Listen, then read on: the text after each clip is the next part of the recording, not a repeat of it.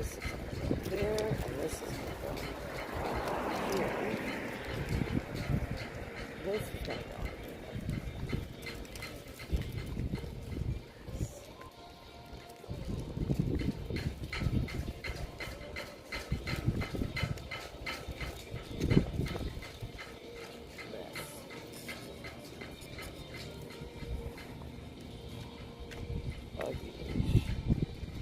Alright.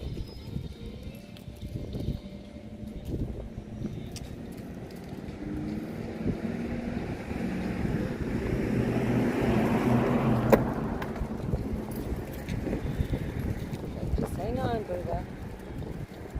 Hang on. Okay, just hang tight.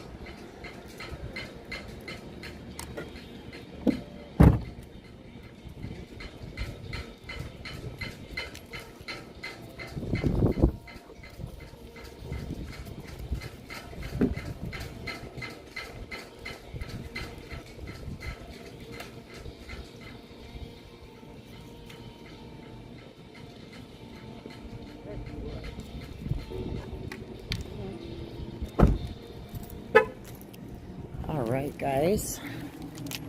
Welcome to Casey, Illinois. Oop. Whoops. Now wait, let me plug these in quick. Plug your, there we go. And plug over here so that we keep you guys charged. This is the world's largest rocking chair, guys. So this here, Casey, Illinois, world's largest rocking chair.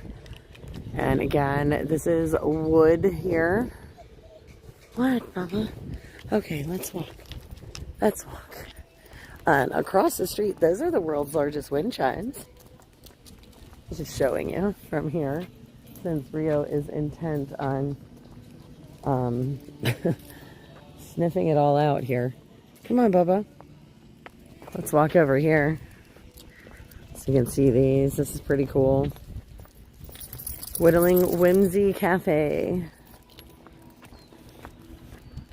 Oh, I don't know. Did I lock my truck? I don't remember.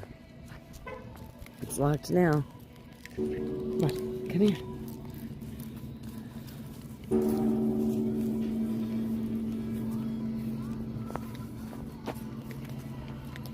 How cool is that? No flowers.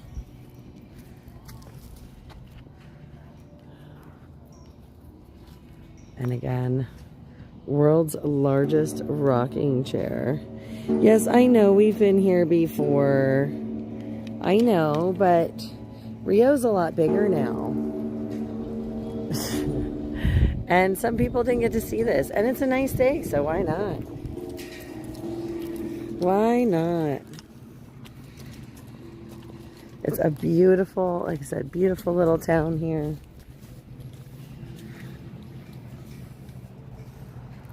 Town of Casey. Come on, Rio, we have lots to see. You took your paw up. Thank you.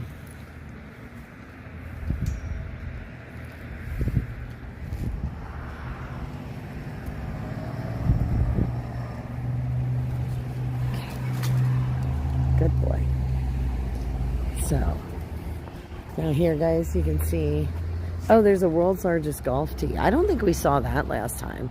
And pitchfork, and world's largest wooden clogs, knitting needles, and crochet hook. So that is our directory there. Come on, Bubba. We're going to go down this way. Oof.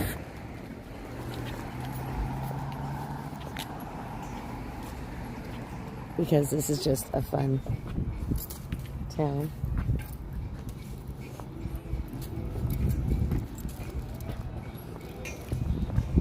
And over there is a beautiful mural on the wall.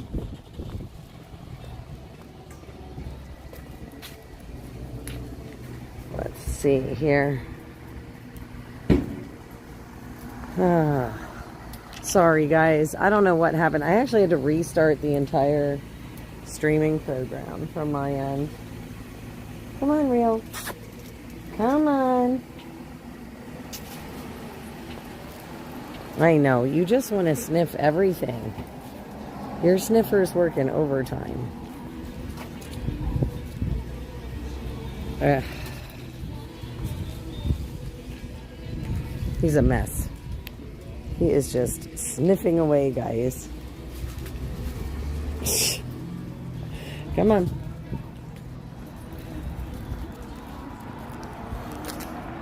Come on.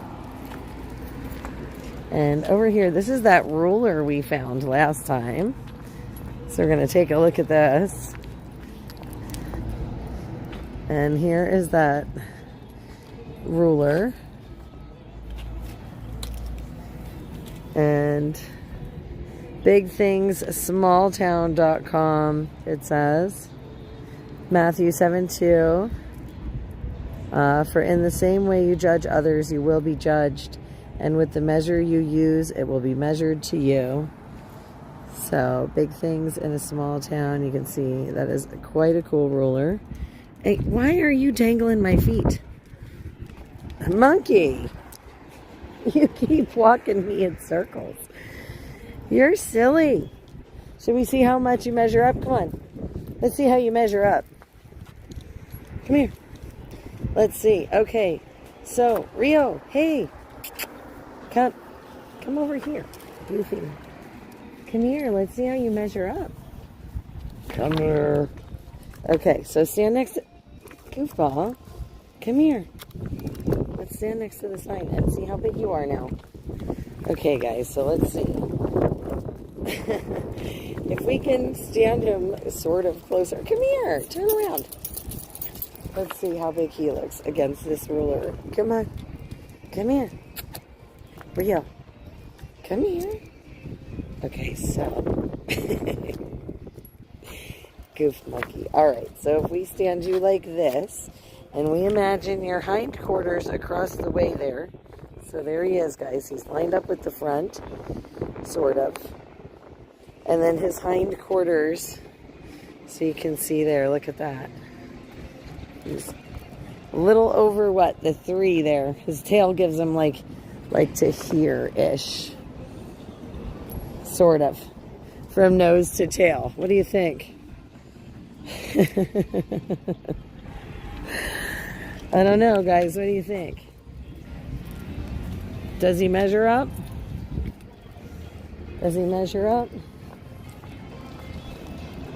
Okay, we'll try. Whoa. Can't eat. No. Rio. You can't eat the stuff on the ground, dude. You're a bugger today. You're a bugger walking today. You just want to go wherever you want to go. Oh, this is that gem and mining plate, or gem place. Oh, sorry, guys. Oh, and here's that cactus.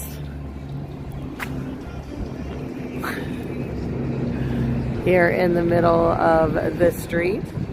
Kind of wild.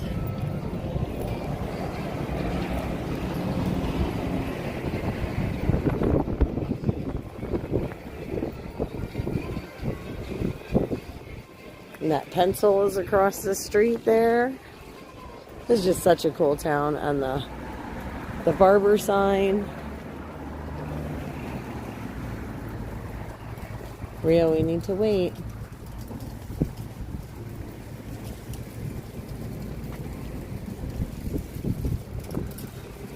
Need to wait. Over there is that pencil.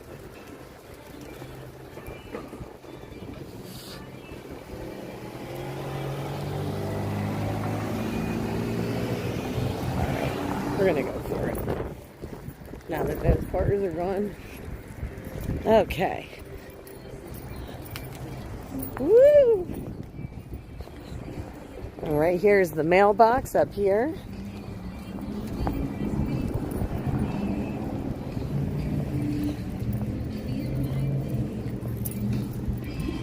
Look at these guys. How cool, right? I just like this little town. That table there, shaped like a golf hole. Come on, Bubba.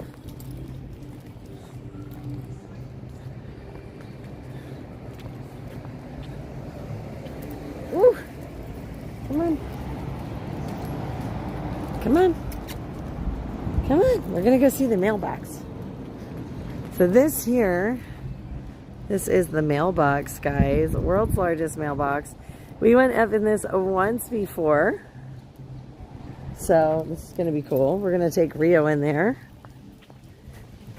and see how he measures up from last time. Oh, whoops, we got to walk around the other way. Well, this is from underneath the mailbox, so hold on. Just as an idea here, this is the bottom of the mailbox, and this is a functioning mailbox. There's our Rio. And look at that. He is as tall as these benches here, guys. And these benches, look at this. That's all the further this mailbox comes up to. Yeah, but his hindquarters are as tall as those benches. So let's check it out. Okay, hang on, Bubba. Hang on. Come on. You're such a good boy. You're such a good boy.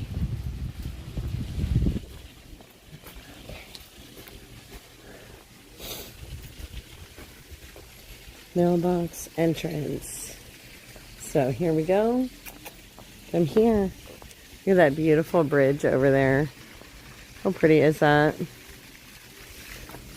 Okay, so you yourselves are our letter, written on our hearts, known and read by everyone.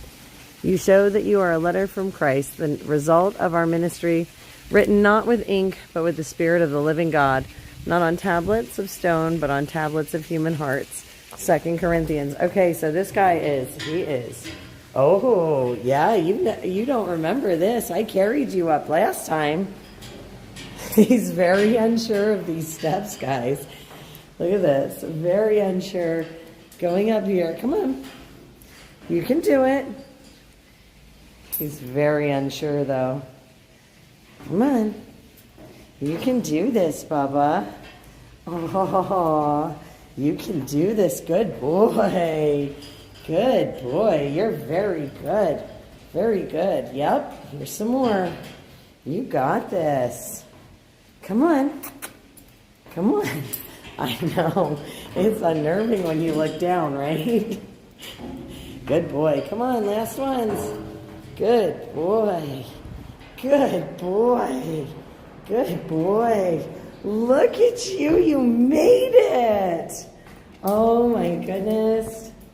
How cool is that, guys? He made it. Yep, let's go. Let's go. Let's go. Now, guys, just so you know, you can put mail in there and they will get it, which is crazy. This is the counterweight system to make that the lid of this close. So here it says, on June 11th, 2024, the people of Casey, Illinois gathered together inside the world's largest mailbox for a historic moment. Oh, wow, that was just this year. The community sang, cheered, and clapped along to the song Casey Christmas. That magical holiday spirit was forever captured on vinyl.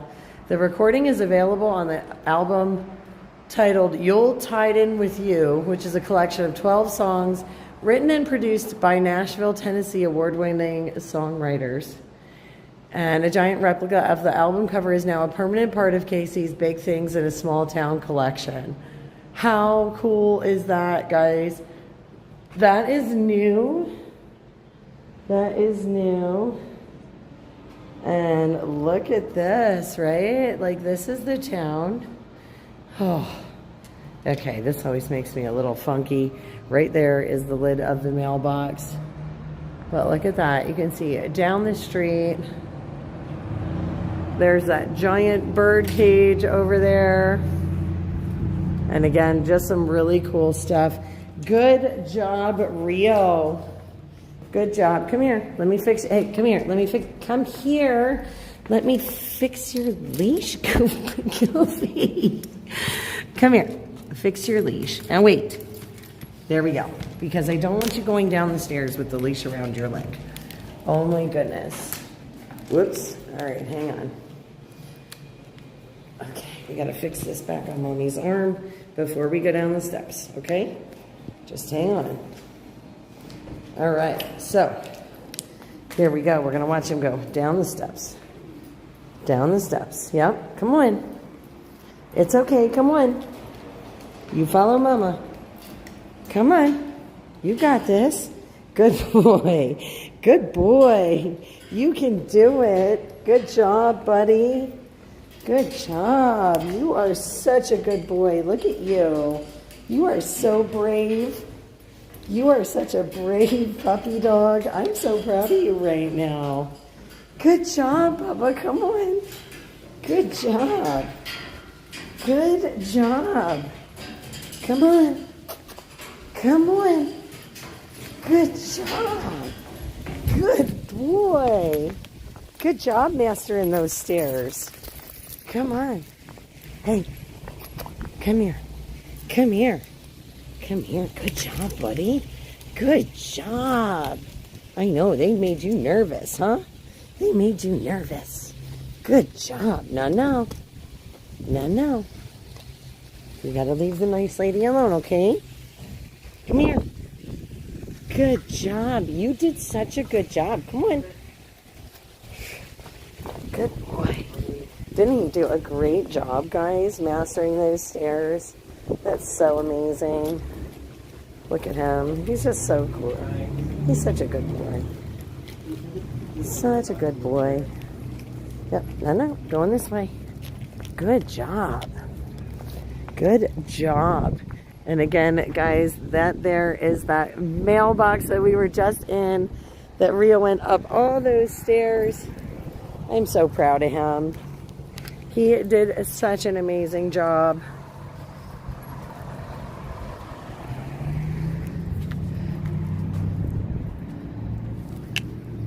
There we go.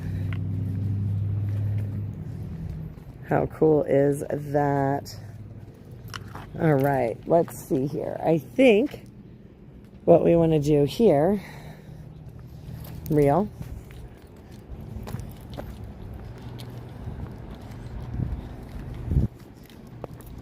good boy.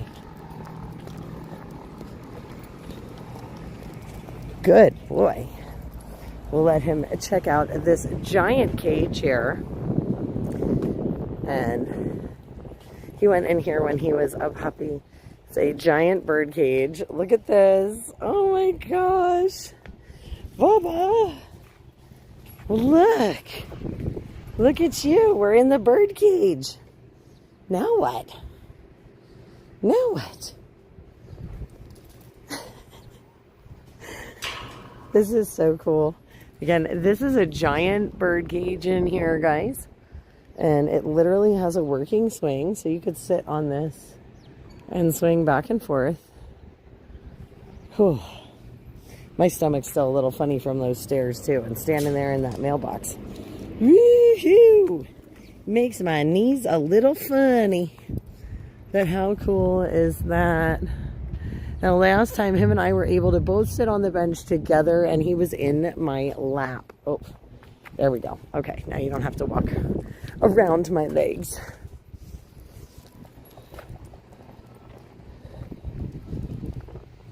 And again, just a cool town here. What are you doing, goofball? You're nipping the rocks. What are you nipping the rocks for? You gonna christen them? I hope not.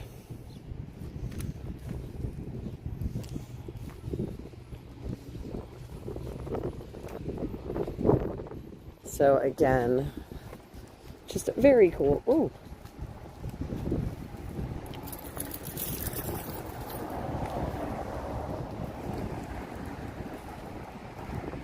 Things are a little bit different, especially nicer weather now than it was in February. So here we go. Here is the development of Casey. With the opening of the national road through this area, small communities began to be established along the route, one of which was Casey. The first settler was John Lang, a native of Scotland. Lang and family arrived from Ohio in 1838 and bought several plots along the West Main Street, where he established a cabin, tavern, the first building present in present Casey. After several years, this lot became the settling for Lang's National House, a 2-story frame hotel, which was a popular stagecoach stop and local gathering site. It was one of the earliest and most prestigious establishments in Casey and was one of the principal hotels in Clark County. Directly across the street was the Lang Barn, where the cross-country stagecoach stopped to change horses. After Lang's death in 1872, his children managed the establishments until about 1892. During this period, as the community grew, the town of Casey was established in 1853. It was named after Zadok Casey of Mount Vernon, Illinois, our U.S. Senator, who was an influential and popular American politician. Holy mackerel. What, Papa? What? Now, over here, I guess this is just like a public use area now. Water bottle filling station, public restrooms. So that's pretty cool that they offer this seating and stuff out here. I didn't know that last time. Oh, here's that key that we passed on the way out of town that we didn't stop and get to actually see. So let's check that out. That's a pretty cool find. And then there's a giant taco over there. So let's see. We're going a little more off the beaten path today, but that's all right. I don't mind the little extra walk today.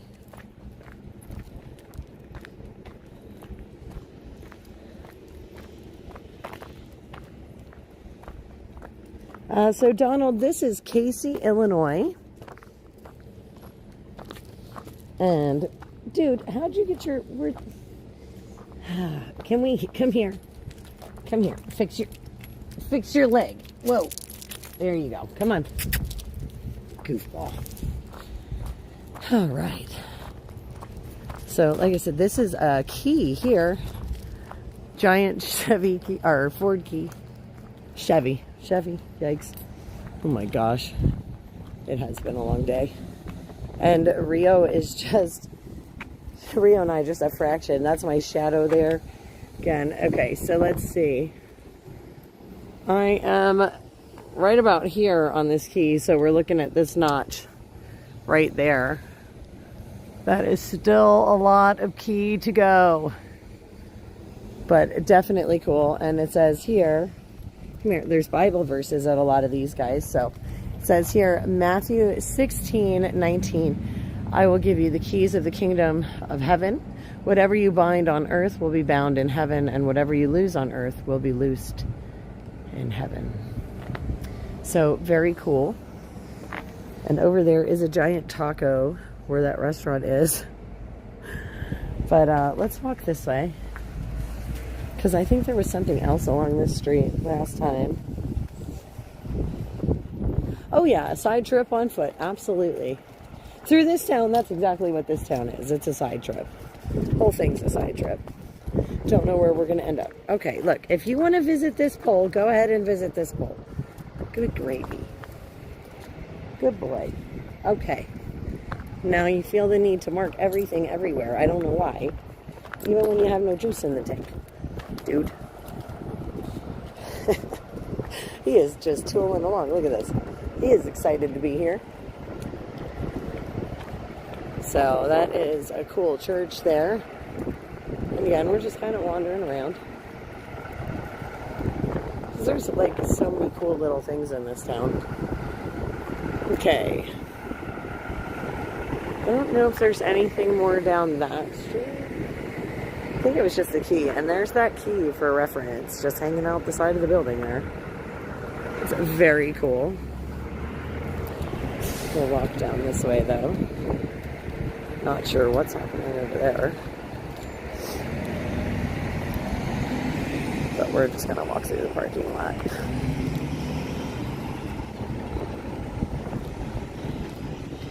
Well, that's a cool mural. So God made a farmer.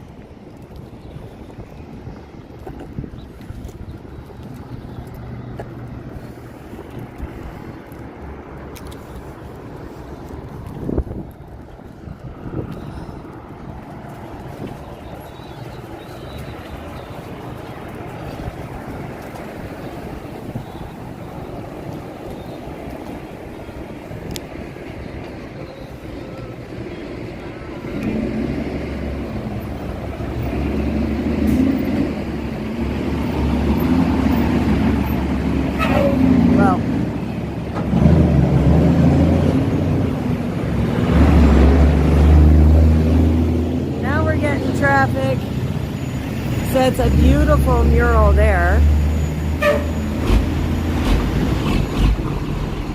School's letting out. I guess we picked a good time to arrive. Okay, so here, visit the world's largest pitchfork. Okay, 607 Northeast 13th Street, Richard's Farm Restaurant. That actually sounds really good. I don't need a 1 pound pork chop. I don't like pork chops, but that sounds really good. I don't even know where we are now on the street. Oh, see, look, we just came out the other side here. Rio.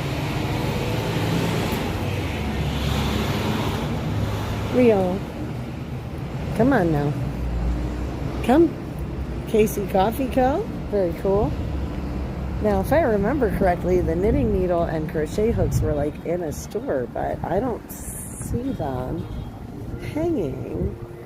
I thought they were down here before, but I don't know. But here is the barbershop thing again. I am pretty sure they were in like a window. We'll look again. But these down here, I think, are being renovated. So maybe they were in there and got moved. I don't know. Because I really thought they were in the window over here. And they could have been. I just don't know. This doesn't look like it either. No. Looks like a daycare or something now. I don't remember. I don't remember, but they should have been down this way. That much I do know. Or at least, I think they're on this side of the street, so.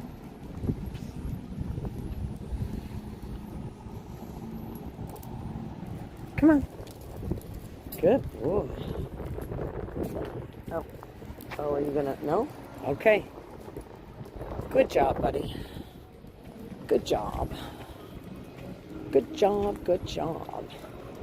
All right, let's see what other cool stuff there is. So here's this giant pencil. Maybe I was wrong. I mean, well, oh, this is that Pokeball. I don't want to take him in that store this time, though, because he's just too big for stores. Well, it's not that he's too big for stores. He's just too much puppy right now for stores. But I remember we did that one before. Now this one here, like I said, this is a giant, let me see if I can get the whole thing in the shot for you guys. Oh, I guess we got to go back just a little bit yet. So right there, that is a giant pencil here in Casey. And Rio. Okay, so if we walk over here, look at this. He's so little compared to this stuff. This is pretty cool. The craftsmanship of this thing is amazing. I love that they put this plastic safety cap on this too. Oh, good job, buddy. Good job marking the weeds. Good job. Okay, so this one here, up here, you can see it says number 2, Casey, Illinois. And it says, let love and faith never leave you. Bind them around our neck. Write them on a tablet of your heart. Proverbs 3:3. So just absolutely awesome. And again, this is just a beautiful, beautiful little town with fun surprises in it.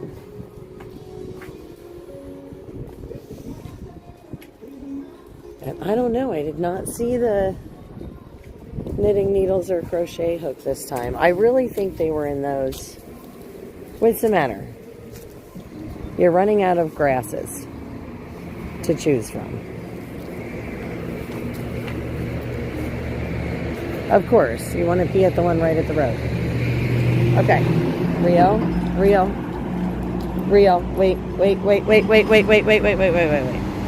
Rio, stop.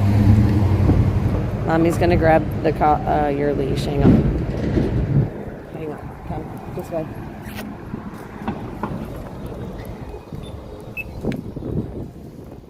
Come on, Rio. Walk on this side of Mommy, please. Thank you. Okay. Come on.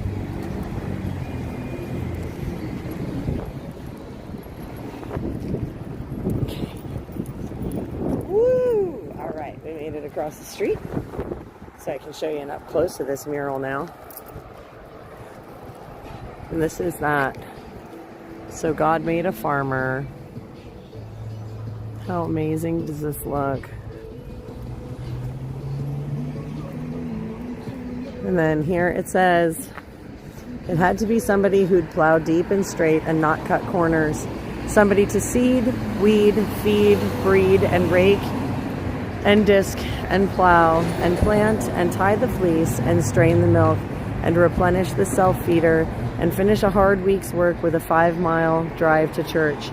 Somebody who would bail a family together with the soft, strong bonds of sharing, who would laugh and then sigh and then reply with smiling eyes when his son says that he wants to spend his life doing what Dad does.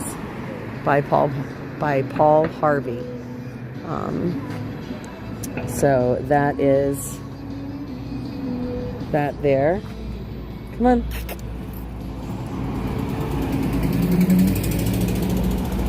Good boy. Good boy.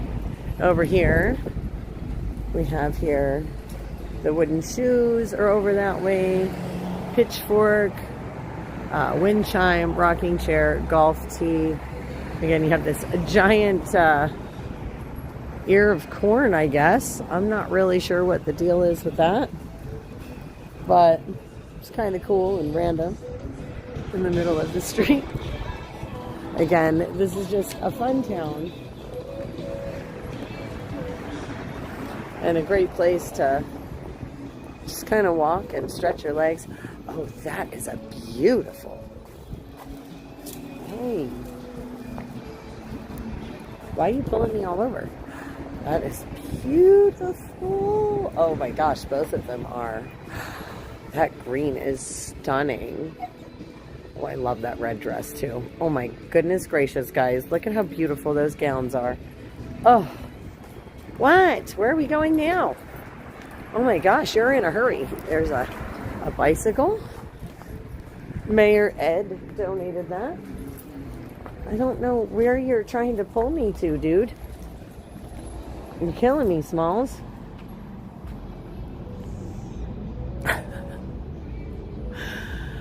Oh, what? It's a trash can.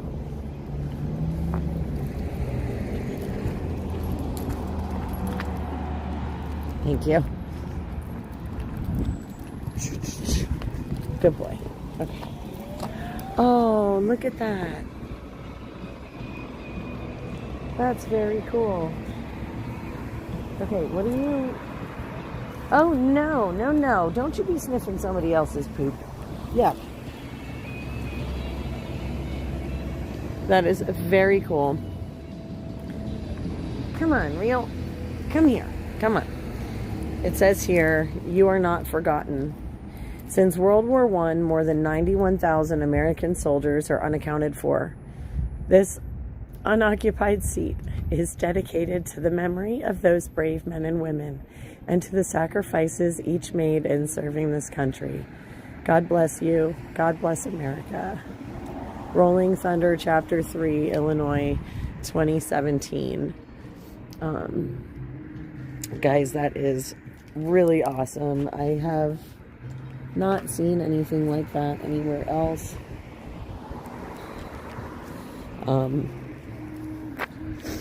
But that is definitely a cool thing.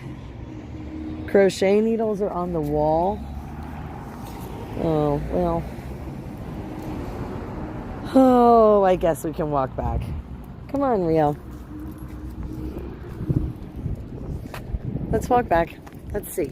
And here's another, this is that other cool mural I was showing you guys from, or telling you guys about from the street there. So we'll stop and take a look at it while we're here. Look at this. Pretty amazing mural.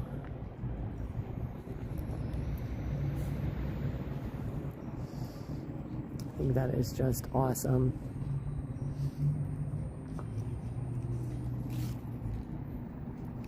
Okay. Come on. Come. Come on, Bubba. Hey, Faye. Come on. You already sniffed that can. All right, so let's see. If they're supposed to be in here, Ed, they're not in here. I think this is probably where you were. Oh no, there they are. There's the knitting needles. Okay. Haha, we walked right by them. That's funny stuff. So yeah, here they are. Good call, good call. All right, here we are. So knitting needles here. Look at that, there they are. We got it. The Yarn Studio. For you created my inmost being, you knit me together in my mother's womb. Psalms 139:13. So there you have it. That's pretty cool. I like the Bible verses on everything.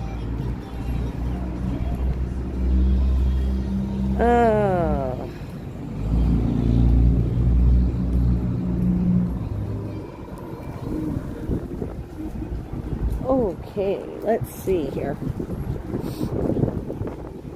All right, let's see how many other cool things we can spot here. Again, a cool wire bicycle. And a Rio that wants to sniff everything. Everything. Come on. Good boy. Come on.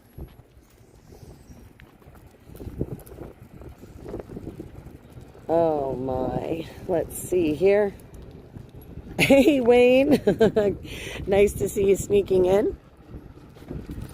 And there's that cool POW chair. I think that's amazing. That's probably one of my favorite things right now. Come on, Bubba, not the rose bushes. Oh, okay. Really? I guess you decided they needed water. Okay. We're good. There's those wind chimes again.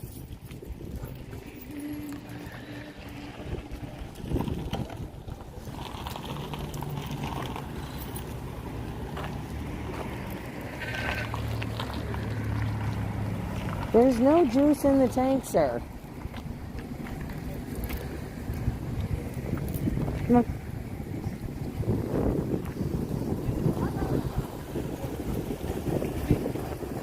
Good boy. All right. And then we've got this cool pig here for the butcher shop, which I think is neat. Show you guys. It's got a cute little piggy face. It's like a little table on top. All right, so let's see here. Casey, A Tale of Two Cities. All right, so, hey, I want to read this. Okay.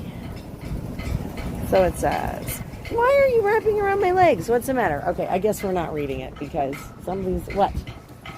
Impatient. Here's that rocking chair again, though. I gotta start wearing belts. My pants keep sliding down. Get out of there.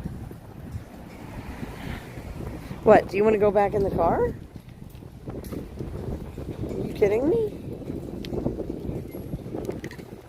Are you kidding me?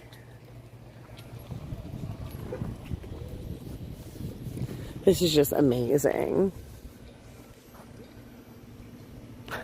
I love it. And they even have a light to like shine on it. Where are we going?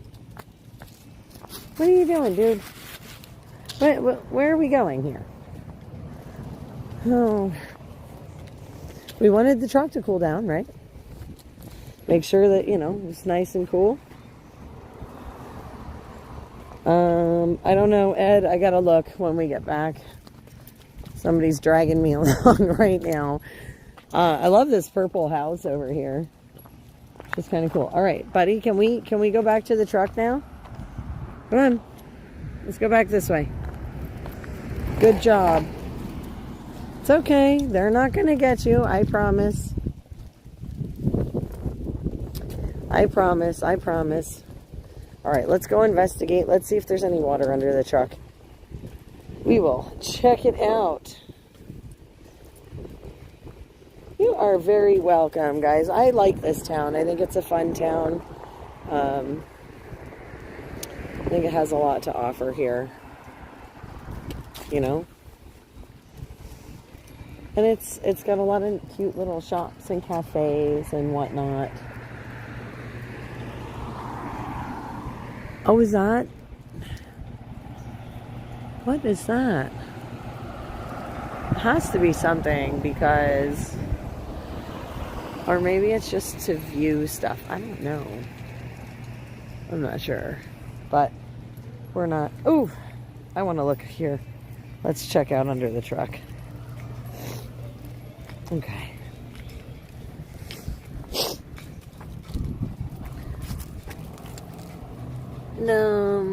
A couple of little drips, maybe. I don't know. I don't think they were there before me. You can see. But that could have been anything that was still on the engine coming off. Oh, come on. What are you whimpering for? All right, let's go across the street and check this out. I'm nosy. I want to see what it is. I don't know what it is, but we're going to go check it out. Come on. We're just going to like walk over there and see. I do see a cool flag in the back, so can't be too bad. Come on. We wanted to go. Now we're going. Yeah, so see, cool flag in the back over there. So I'm not really sure what this is supposed to be over here. We're going to find out. Do not jump on the teeter-totter. Oh, it's a big giant. It's a big giant teeter-totter. I was wondering. You probably walk on it and it like... Come on, Bubba. No.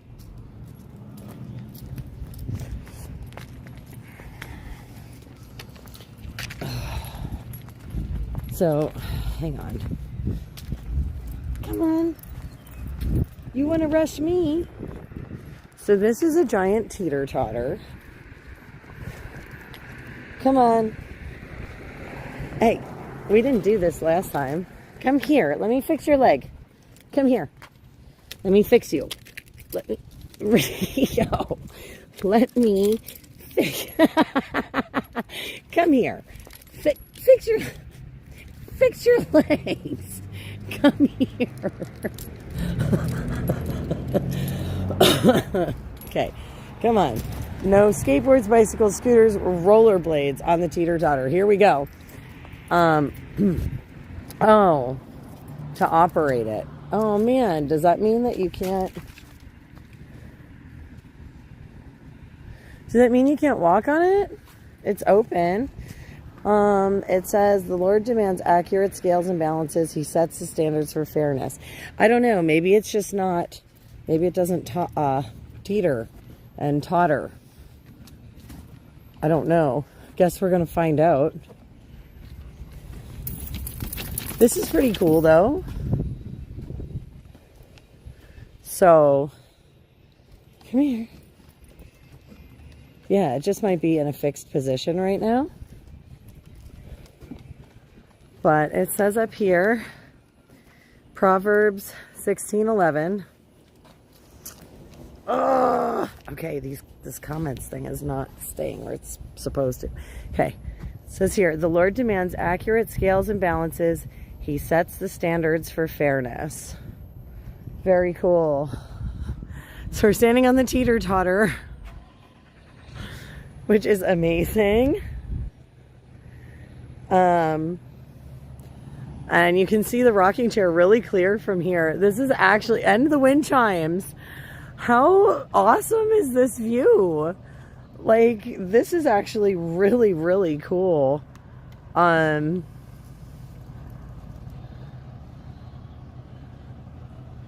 Wow, just freaking wild here on the teeter-totter. All right, come on, reel Wait. Don't tangle my legs on the way down, dude. This is the last place I want to be tangled. Okay. Come here. Come here. Whoa, sir. Hey. Let me get my fingers in this short part. Okay. Woo. You're a mess. All right, now we got to check that out. So that's cool. That was definitely new and exciting and really gives you a great view of that chair and the wind chimes. That was so neat.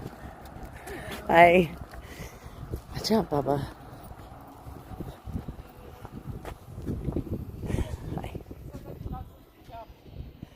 Yeah, I think they have it in like a fixed position, but with the wind blowing, it still rocks a little over on the end. Yeah, it's pretty wild. I mean, it's a great view, though. You can really see the chimes really well and the chair, too. Go up there after this. Yeah, you want to... I actually didn't see this last time I was here, so this was cool. It's a cool new experience. All right, Bubba. No, come on. Why can't you leave the roses alone? What's your fascination with roses? Come on.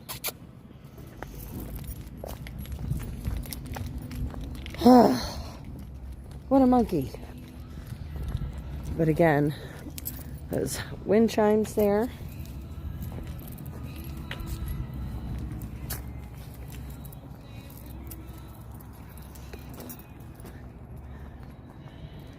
And they are giant. You have to go through their porch there at the cafe to go up closer, and I don't feel like doing that maze with him. Come on, Real. Let's go. Now, why you gotta pick wrong side? This way. Thank you. Always with this pup. All right, dude.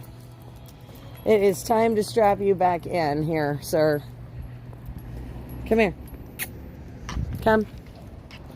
All right, so we're gonna set you guys here for a minute again while I get that cool view of that chair, while I get the pup all together.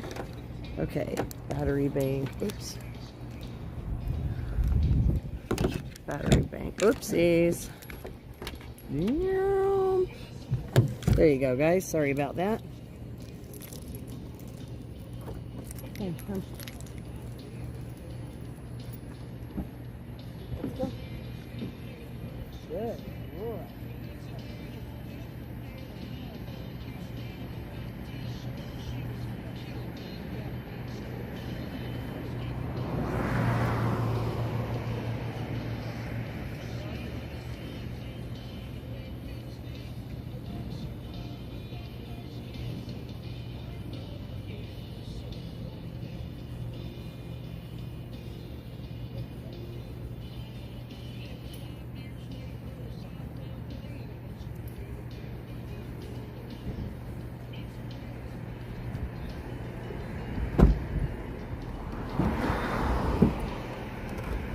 Hang on, Bubba.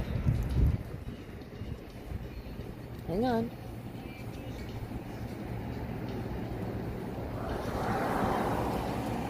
Hang on.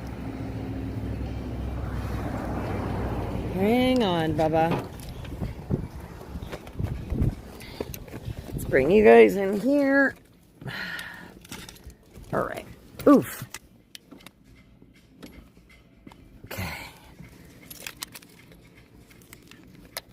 All right, and back up in the dash you go. So there you go. There's a cool view for you for right now. Sort of, kind of cool view anyway. All right, let's close this thing up.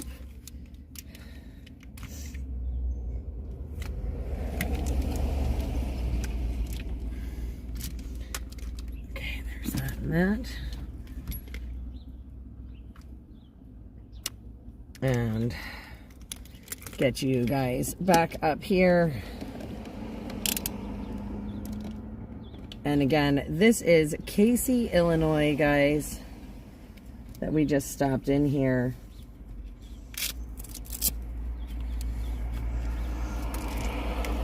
And we're going to just drive down the road a hot second because I'm going to go visit those public restrooms. And I don't want to walk all the way back down there, but we can drive down there.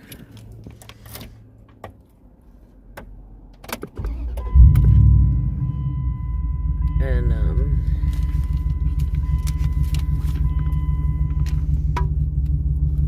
I do want to plug these cords back in though. So, you guys should be charging. And, yep, hang on, Rio. We're gonna just scoot down the road there. Oh, shoot. You know what? I wanted to check the fluid. Crap. Do you think it's going to matter since I ran it 2 minutes? Or you think it'll be okay to check it really fast? I think it'll be okay to check it really fast. I forgot all about that part. Sugar bumpers, sugar bumpers, sugar bumpers. I don't think it would get that hot that fast. So I think we're going to be okay. Crap. Didn't even think about it. Grumble, grumble, grumble. Okay. So we're going to do that in just a second. I think it'll be okay. I don't think it's going to, I mean, obviously if it's really low, we're going to see that whether I ran the engine or not. I think it's going to be okay though. Really, I do. I just get this feeling it's going to be fine. We're going to be all right. 'Cause every little thing is gonna be alright. Alright, let's see here. Oh, goodness. I am not with it. Not with it, that's for sure. Okay. I was just thinking I was starting to get a little chilly and a little snacky, and I should probably go to the bathroom before we get on the road, and there wasn't water underneath. But we're gonna check. We're gonna check. Okay.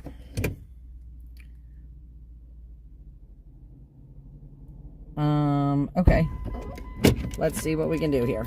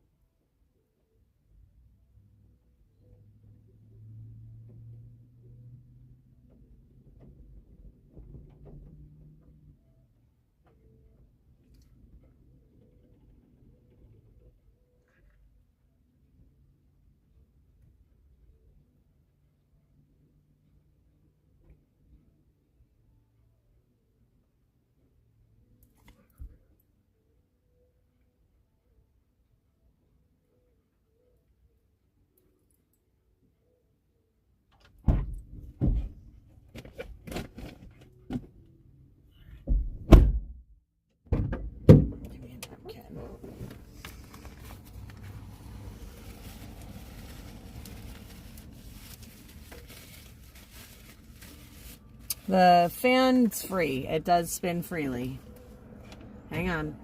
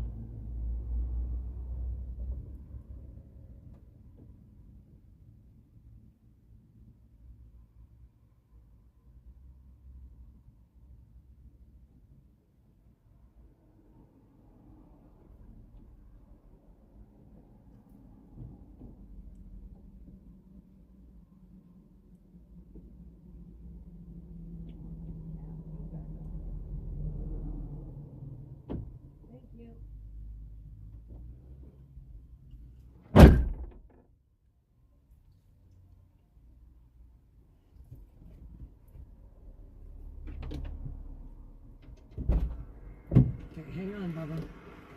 Hang on, please. Hang on, please. Ouch. Ouch. Ow, ow, ow, ow, ow, ow, ow. Hang on, please. Sorry. And how is your collar turned inside out? Again. Okay.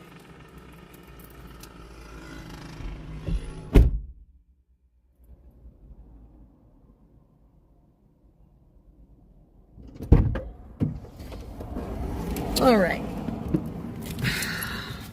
We're back. Okay. So.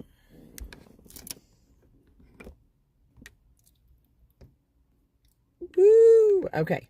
So I did put some more antifreeze in. It was on the stick, but it was in the add spot. So I added some antifreeze. I will want to stop somewhere at like a Walmart or something like that to get some more because I did use what was in my truck. So that way we have some for the road. And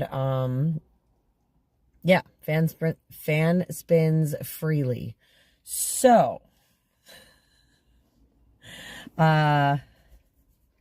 yeah. And I used the reservoir dipstick thing. That's where it said it was low, so I filled that back up. If that helps. Let's see. Anything else that I missed there? No. Okay. The overflow. Okay. So what would you guys like me to do now that I know that the reservoir is full? The fan spins freely without being on. It was spinning earlier before we shut it off.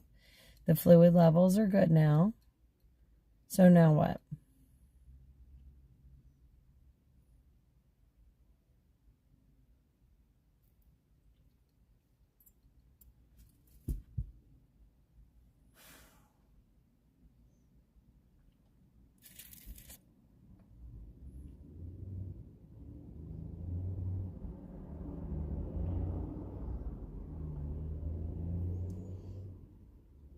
You guys just let me know.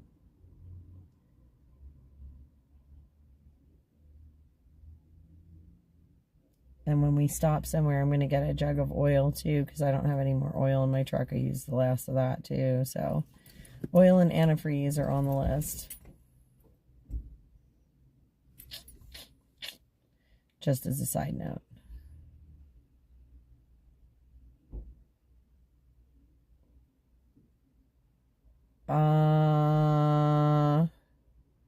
That requires like that thing, that cap that, are you talking about that cap that you're not supposed to like open?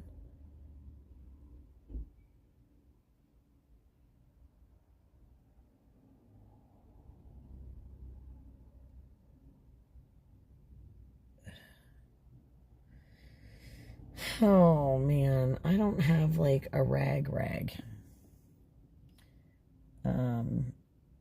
But is that what you're talking about? That one there, like the one that's just behind where you fill it?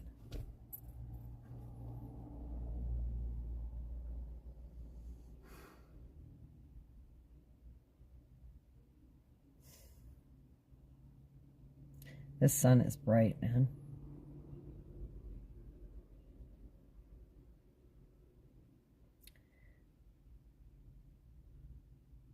All right, so that one. Okay.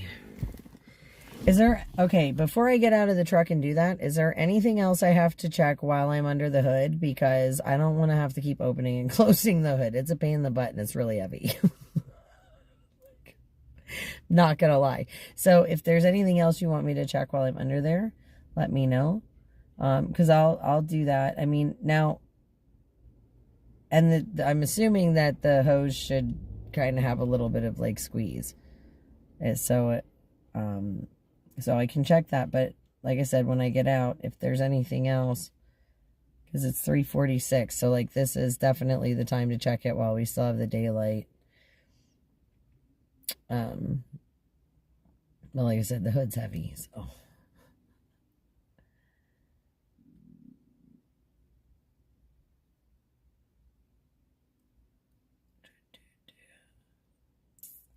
It's AMC, it's not, okay. All right. So is there anything else though, Troy, other than that?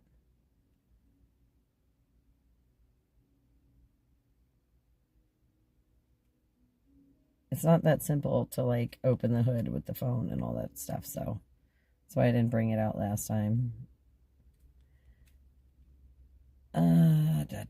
All right, listen, we're just, okay. Just chill here. I'm going to try and see about this hose or whatever. And we're just going to like give it a whirl. Because I can't, it's two phones. Like it's frustrating because I can either take the comments or I can take the video, but I can't take both and manage the stuff. So I'm going to pop the hood. I'm going to leave it open for a minute. I'm going to check the hose and then I'll come back and check in. And well, Troy, I just used the last of my antifreeze in the reservoir tank because it was at the ad on the thing. So I used what was left in the jug that I had and filled it. I mean, I have water bottles with me, yes. But because I used the last of my antifreeze, that's why I said I want to stop at a Walmart or something or an auto parts store or whatever, and I'm going to get another jug of antifreeze, and I want to get a jug of oil because I don't have one in the car right now. So I'm going to check this hose though, so hopefully that's good and we can just roll.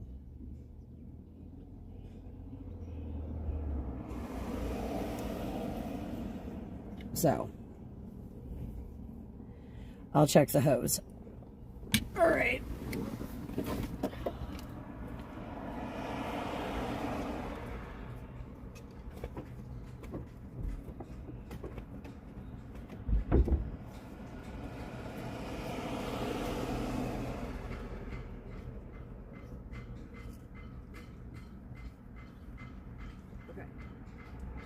So that little hose squeezes very easy. The one that's like connects right at the little hose, not the big fat one, but the little one. I'm assuming that's the one you wanted me to check, but I use my fingers and that squeezes very easy. It's squishable. So.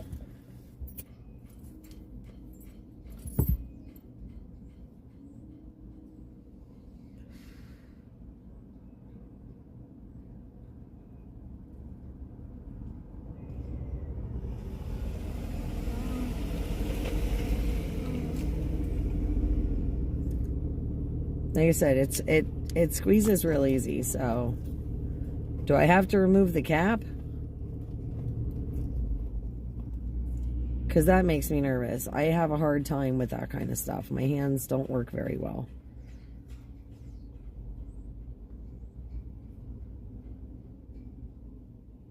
All right, if no pressure, then remove the cap. Oh man, guys, I don't want to take all this shit apart.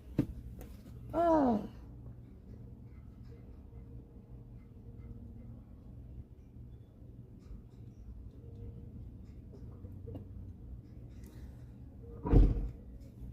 It squeezes. There's no major pressure in it. And when I remove the cap, what am I looking for? This is just not my idea of fun stuff, guys. I'm just saying, like, okay, so both hoses are squeezable. Like, is there something else I should be doing? I mean, if I have to open this cap and check something, I will do it. I'm just saying I have trouble sometimes, and I'm hoping it's not hard to open if I have to open it, because I had a hard time putting the overflow cap back on.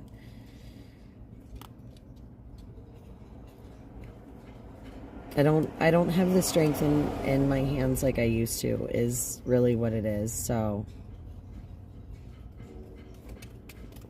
I just, you know, sometimes worry about that stuff. Like, I have a hard time with some of those things.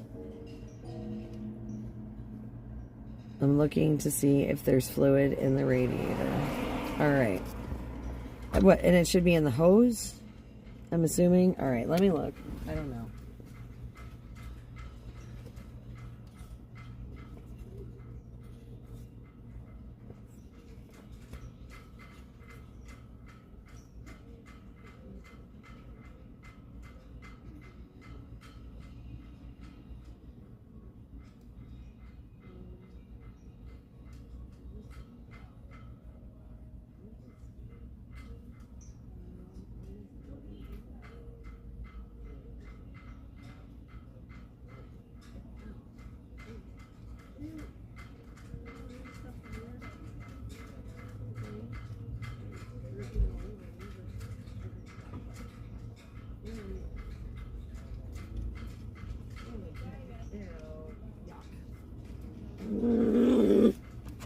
Okay, well, there's antifreeze in there, and it dripped all over my fingers, and there is some in the hose, or whatever, like, you can see it.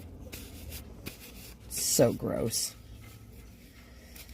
I got it back on, and I had to, like, really pry it off for a second, but it went back on really easy, and it turned really easy back, so we're good. We're good. But it's tight, and there was fluid in there, so if there's fluid in the hose, is that a good thing? I hope.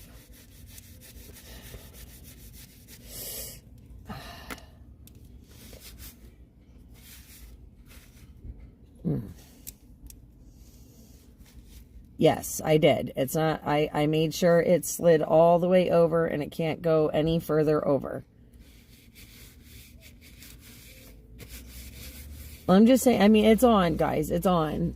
I made sure I had to push on it pretty hard. So we should be good till I can, like,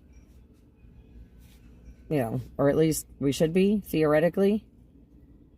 How low was the oil? What do you mean, the antifreeze? Oh, my oil's not low. I know I need to pick some up. So if I'm going to stop and get antifreeze, I'm going to get a big jug of oil too. So am I good to close the hood?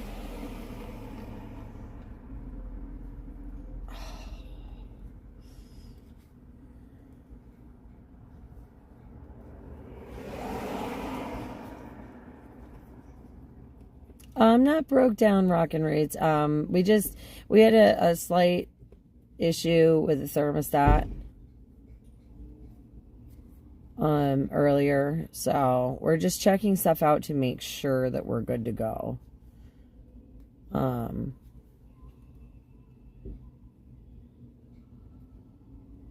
Yeah, the only time the idiot light came on was when we stopped, so okay, all right. I'm going to close the hood then.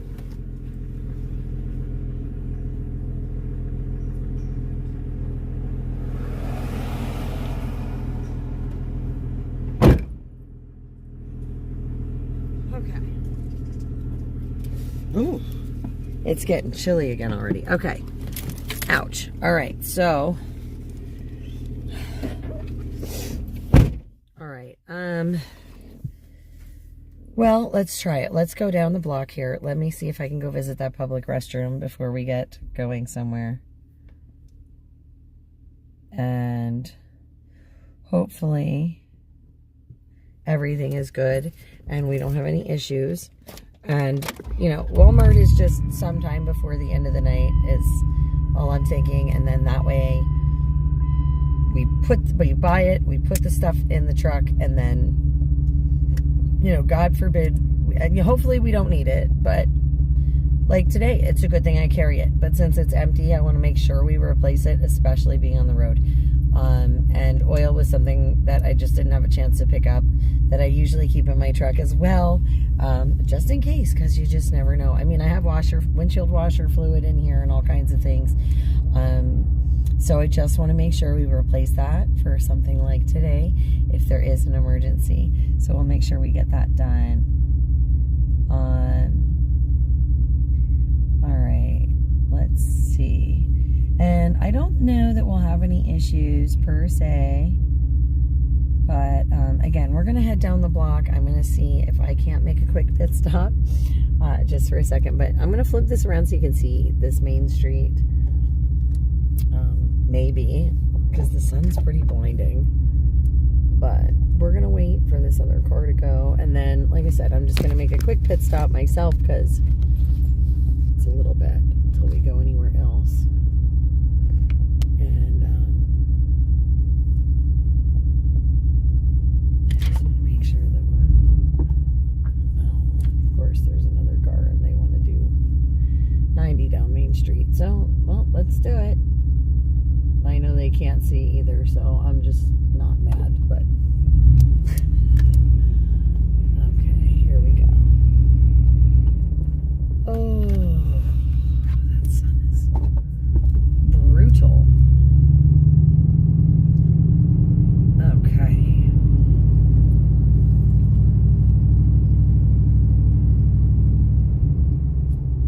All right, let's see here.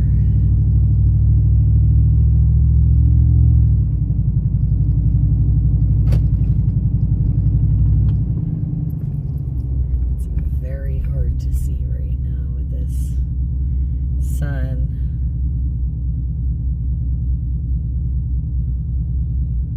Oh gosh. Brutal sun, guys, brutal sun. But we're just going down the block here for a second. It is still, the thermostat still says cold, but of course we're not running just yet, but we will be momentarily after I make this quick pit stop. Because your girl needs one. So we're just going to come over here and swoop into this space for a minute.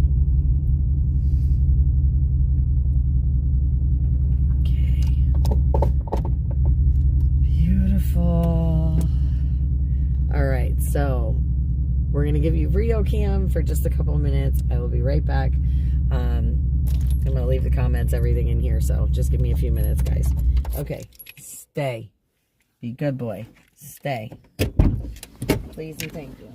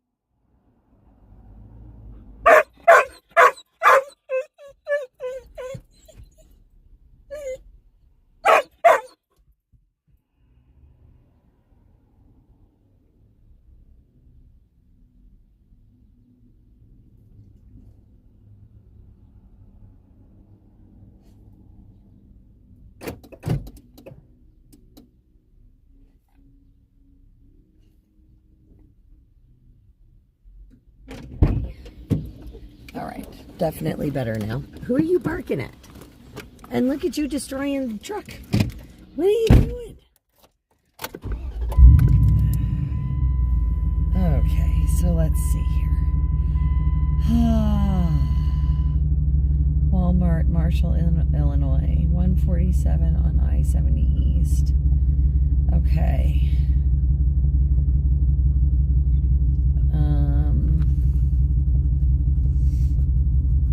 Hey, Autumn. Okay. All right. I know you want some waters. I know. I saw that. Okay. You're panting. Give me give me my shirts back, please. All right, so that we're not dripping all over those, for 1. 2. Why do you keep pushing my CB? Why do you keep pushing my CB? This is, okay, hang on. Can we fix your dish? Boy, oh boy, you're a mess. Okay, whoa, whoa, whoa. Come on, put your nose down. You were doing it good before. Come here.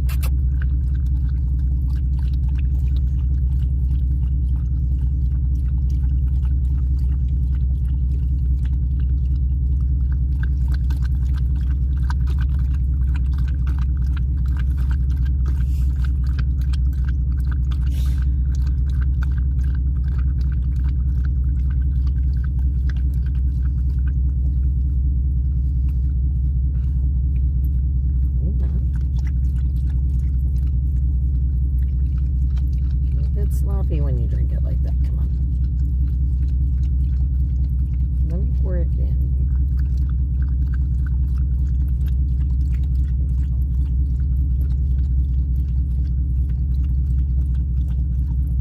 All right, drink this, all the stuff you missed.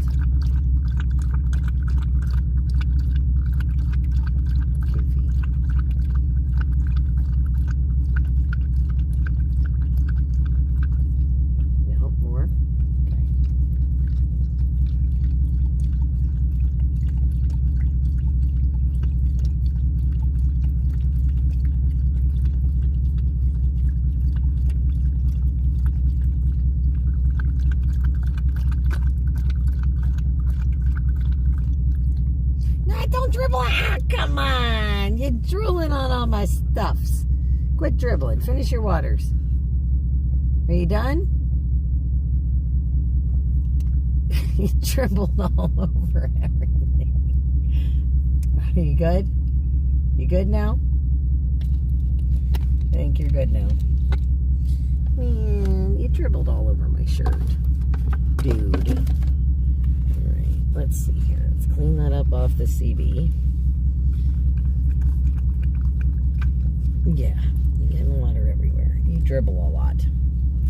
You dribble a lot.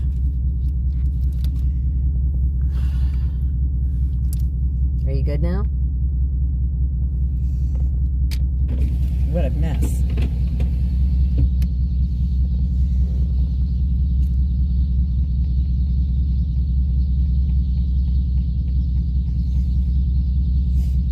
Okay.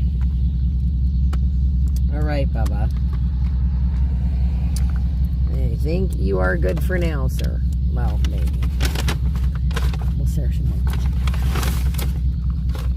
Give you one more.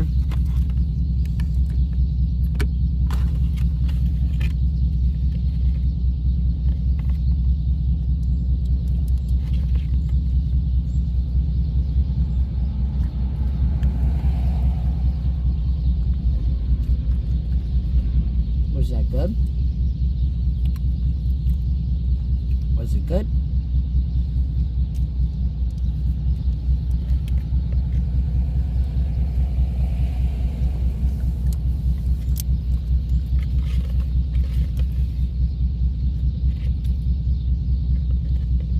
Sorry guys, having a snack quick.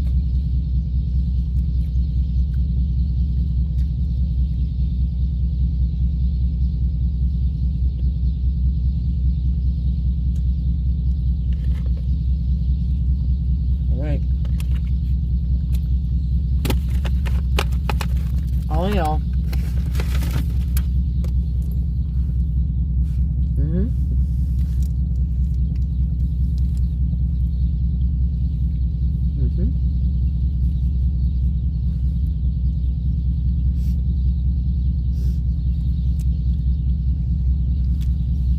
Okay, go lay down.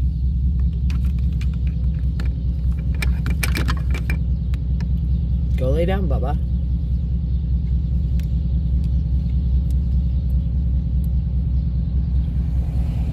Okay.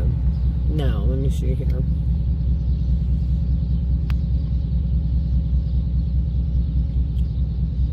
Oh, man. It's going to be dark by then. shoot. Oh, wow. That's another hour. Okay. Well, I was going to try and do... Maybe we'll wait till tomorrow morning. I don't know. The falls or something, but...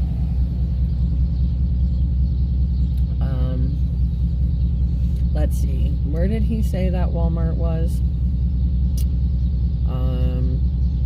147 on 70 East. Okay. So does this get me back on 70 East? I think it does. Yeah, 70 East. Okay. All right. Oh, whoops. That's not what I wanted. Maps is not. Maps doesn't like me. Okay. So I guess technically, yeah, but I don't know if that's gonna happen. All right, here we go. I'm gonna flip you guys around.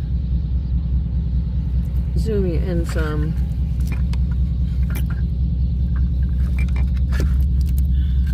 Whoa, Max, work with me here. I don't like that view. Okay. All right. Main Street, let's see. 20 miles to 147. All right. Beautiful.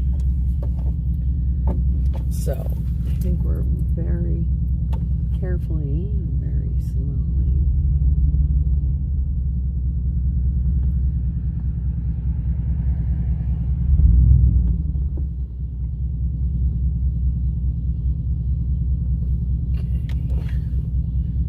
See anybody else on Main Street there. All right. Let's see here.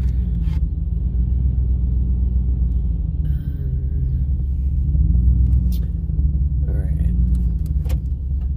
Let's go this way. We'll go down past that key, I think. Yeah, down here past the key that we got to see on foot. Post office over here on the left. Beautiful, beautiful. And there is that giant car key again, guys. Hanging out there. Just a really cool town. All right, now it's saying 39 feet. Hang a Louie. All right. Okay. I am good, MD, other than a little stress over the truck. I am good.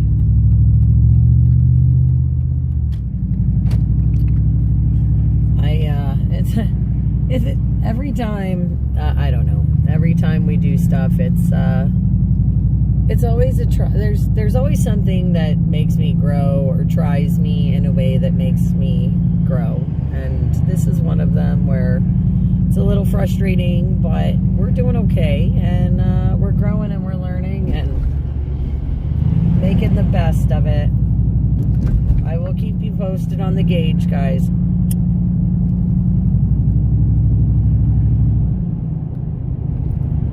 It's only not even halfway yet, so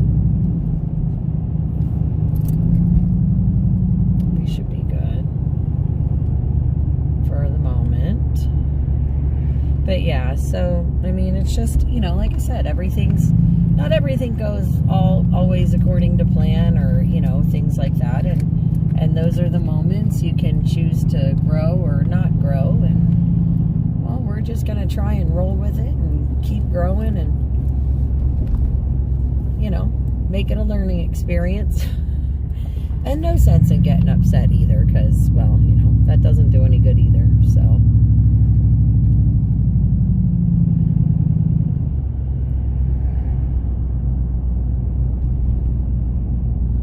just another crazy story to tell. Like I said, how many people can say that their engine motor was saved by a ketchup bottle? So, you know, it's cool. There are those giant antlers again, guys, over there on the left. Those are pretty wild there. And again, making our way out of Casey, Illinois, over there on the water tower. But a very cool place to check out and spend some time today. So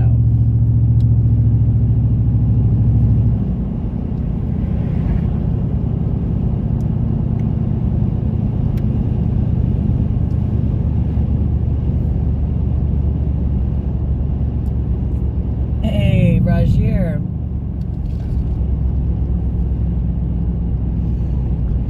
I still have all my hair. I didn't shave my head. But there have been a few from what I hear.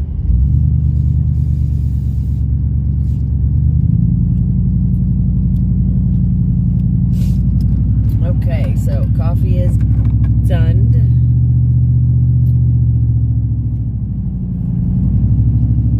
All right. Here we go. 70 east coming up, guys. We're going to start seeing some beautiful sunset colors very soon.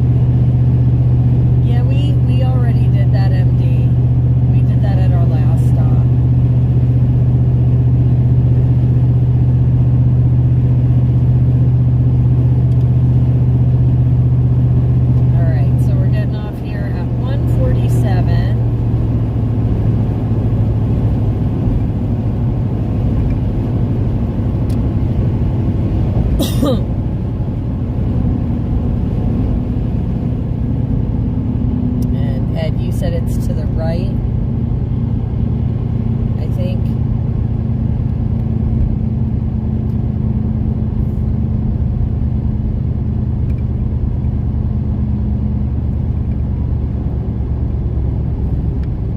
So we're gonna go to the right here in the direction of the world's largest gavel, by the way. And right here, this is Marshall.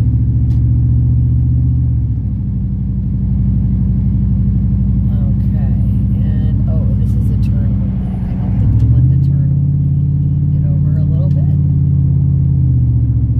Oh wait, or was that the Walmart? No, that's an antique mart. Okay. Can't tell. Oh, Walmart's up here on the left. Got it. Life is good. Yeah, she's still running a little warm. Well, right now she cooled down. So, wow, she cooled down a lot now that I'm not on the highway. Hang on a second. I'll show you this gauge in just a tick as we pull into the Walmart. Now, guys, I know you saw her just a minute or two ago, but look, she was back down pretty far, but she did get up there pretty good for a hot minute. All right, so outdoor and automotive are usually together-ish, I think, usually in a Walmart. So let's head over to this direction, maybe. We're gonna see. Hopefully.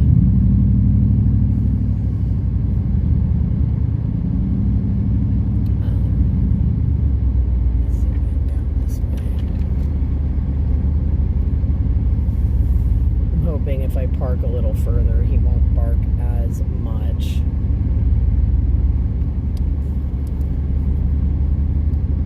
It's a big prayer, I know.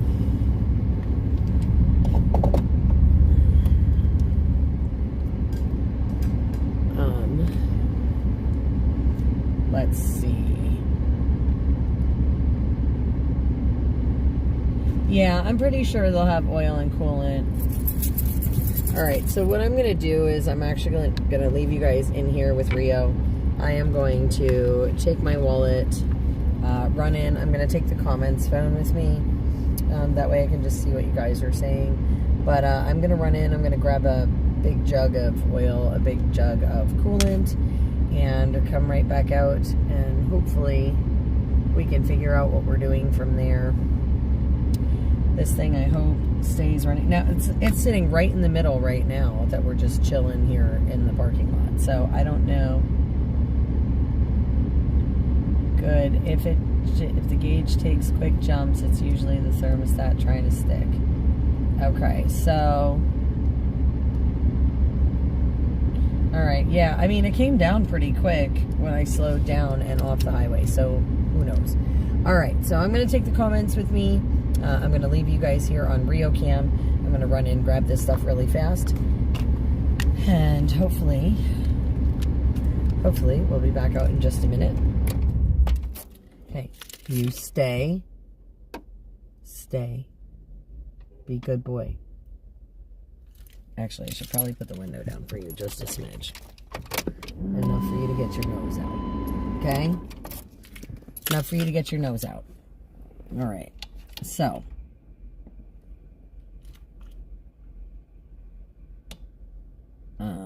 Alright, guys. We are going to run in here and get this done. So, I will be right back. You stay, behave.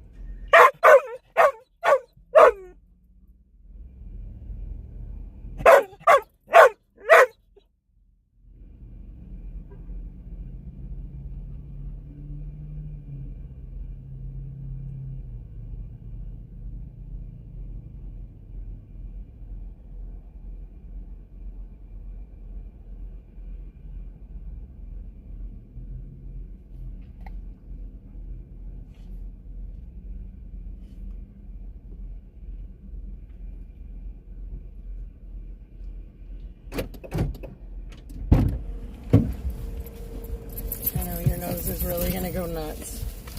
And I'm sorry, you're just gonna have to wait. Yeah, I know. I see you licking your chops. I knew that would happen. Okay, watch. No. Scooch it. Oh, crap. I gotta put him in on the other side.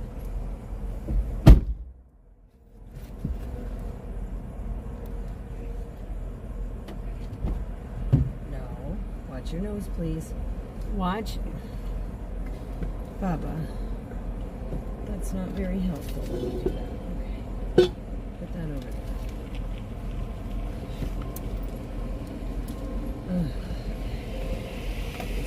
Yes, we can.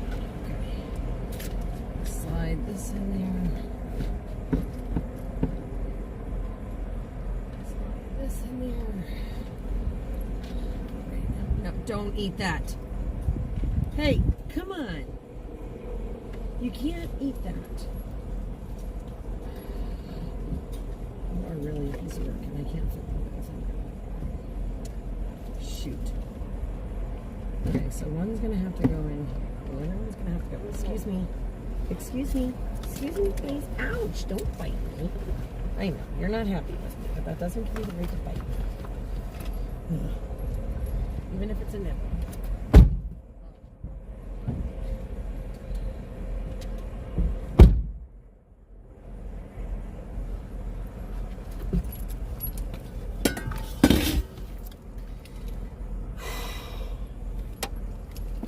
Okay. Beautiful. We're back. We are back, folks. We are back. We are back. Okay.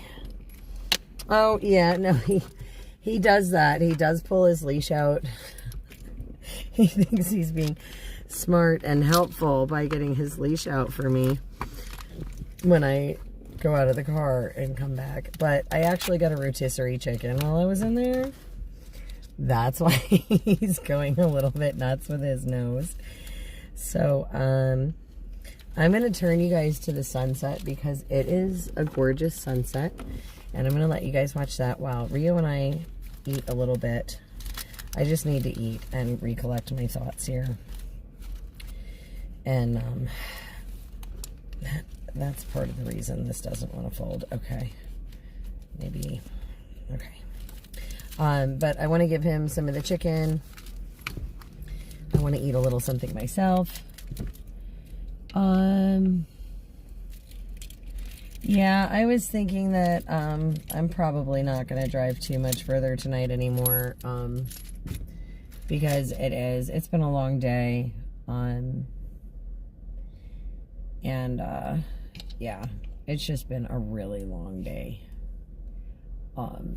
So I'm thinking that maybe we just kind of head over to Terre Haute. I think we're just going to skip the falls. I was going to try and do the waterfalls, but, we're not going to have time tonight because it's obviously going to be dark. In a second. And then the other thing is that I think that if I travel too much further tonight, we'll miss them all together. So I think that'll just have to be a next time thing. But that's okay. I'm not totally stressed about that. But I am, I am kind of thinking like after I eat here, I'm probably going to get really tired. Just a hunch. And, so I think I'm going to have to start thinking about where we want to spend the night tonight.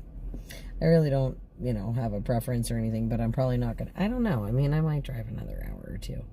Who knows? We'll see. But I'm going to eat some chicken. I'm going to put some of that chicken in the pan for Rio, of course. That would be wonderful, Ed, if you want to take a look and see what's kind of out this way and how far everything is. I probably wouldn't want to drive any more than 2 hours tops from where I'm at. Just because, like I said, I'm probably going to start feeling really tired after eating. But I just can't put off eating actual food for much longer. So, but I like rotisserie chicken. And I was like, oh, well, if I'm running into a Walmart, let me grab a chicken too. Because I can grab chicken and motor oil and antifreeze all in one trip. I don't like Walmarts, but I do like sometimes, like when I absolutely have to, the convenience of them. So Bobby, where are we? I don't even know. I'm just up the road from Casey, Illinois. I'm between Casey and Terre Haute, just off 70. So I still have to go through Indiana yet to get to you. Have a wonderful evening, Patrick. 2 travel centers there just west of Indy. Okay. Do we know how long that is of a drive, Ed? I'm gonna, like I said, I'm gonna let you guys watch this sunset. It is gorgeous. I'm actually gonna kind of turn you a little bit that way. Let me see. Maybe I can. I don't know that that's helpful. Well, maybe it is. We'll put this up here. And we'll take our ornament and kind of try and see if I can tuck that up in here. Just for a little bit so you guys can see this amazing. Nope, that's not gonna work. So you're gonna have to deal with that there, but this is an amazing sunset. And let you guys do that about an hour. Oh, okay, I could do that. I could do like an hour. But I want to have some of this chicken. Give Rio some of this chicken. Because, well, rotisserie chicken is good. Oh, Marshall, Illinois. Thank you. Oh, man. I know, Rio. I know. Mommy's going to give you some, I promise. Just hang tight, Bugaboo. Well, you're not getting the skin. The chicken skin is mine. Sorry, dude. But Mommy will give you a bunch of the meat here. Because you can share it with me.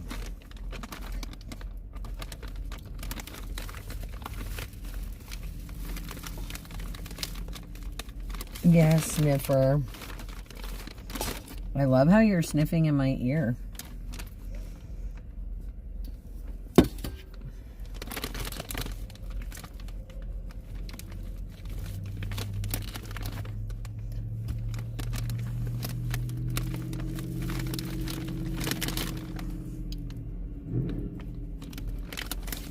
Relax, Bubba.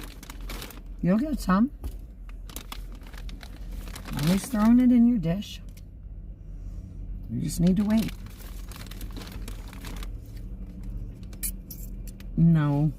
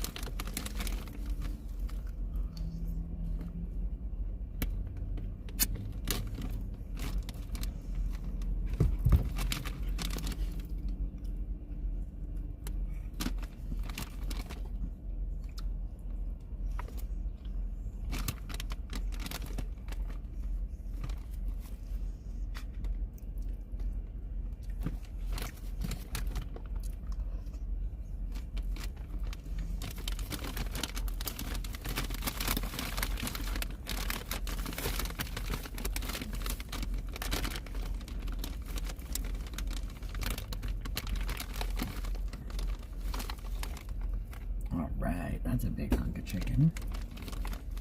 Hang on, Bubba. I'm getting there. Just give me a second. I gotta make sure there's no bones in this. Just relax. You will have chicken. I promise. I'm not forgetting you. You're going to relax a second, sir. Hey. I know you're hungry.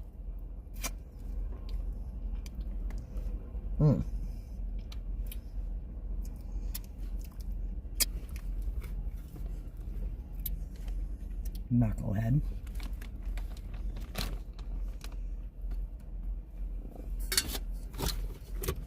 Hang on.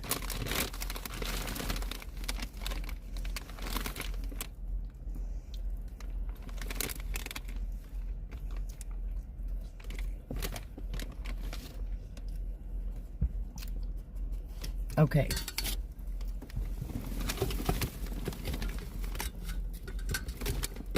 There you go, buddy. Holy bananas.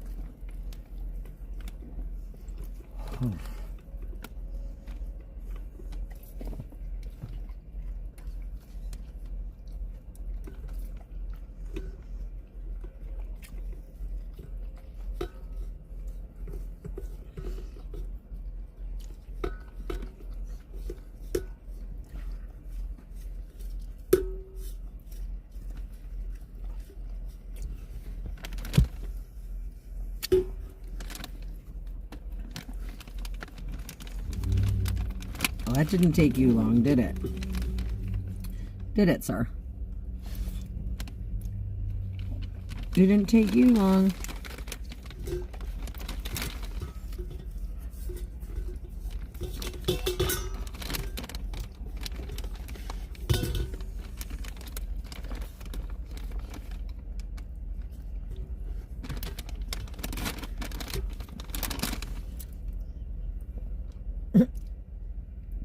I love how you clean it out and bring your bowl back to me like, Mom, refill it, please. You're a funny guy, dude.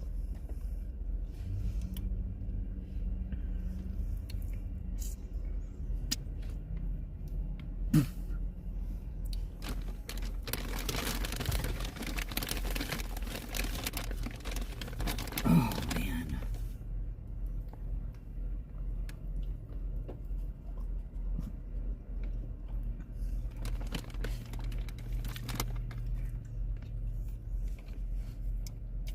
Hey, I get to eat some of this chicken, too.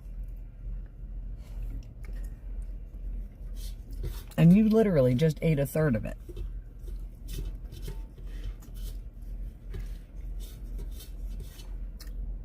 Holy mackerel.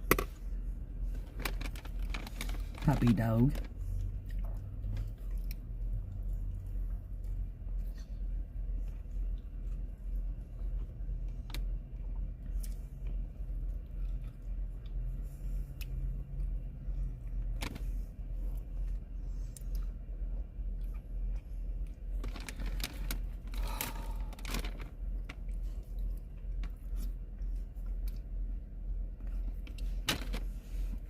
My stomach is so happy with me right now for making this decision.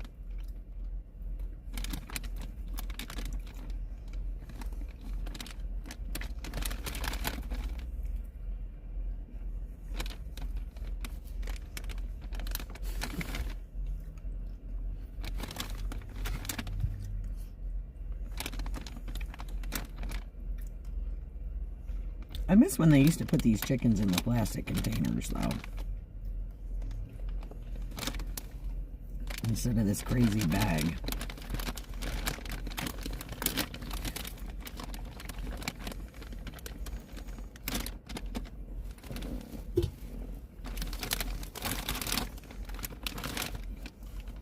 You're too spoiled.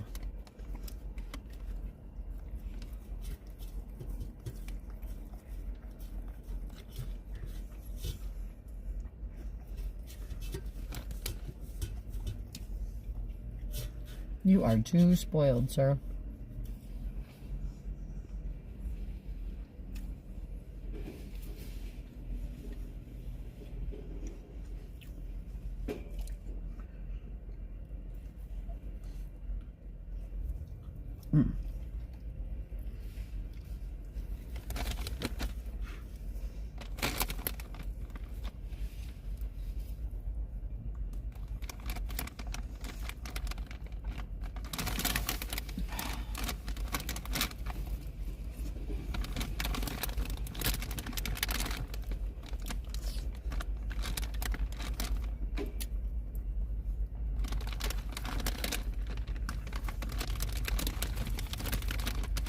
Probably sound like I haven't eaten in a week. I'm sorry, guys. I'm over here caveman in this chicken.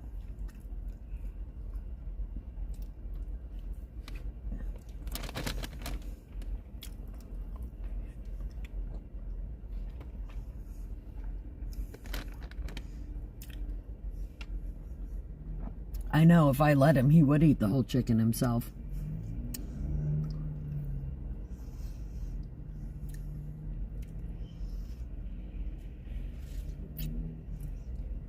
Well, Ed, that is a bonus. We are getting closer.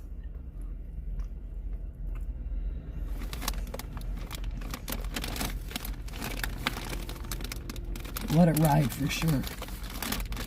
Oh, man.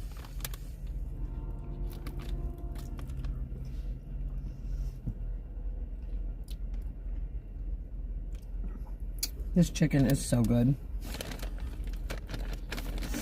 This is such a good call on the rotisserie chicken. Of course, the dog is going to get a ton more because, well, I'm getting full.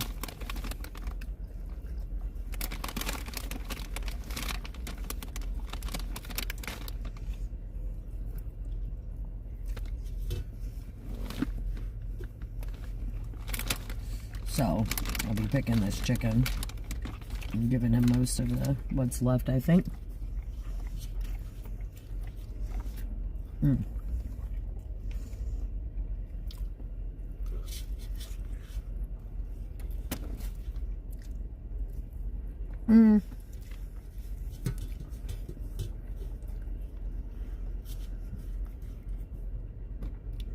Oh, that's not cool.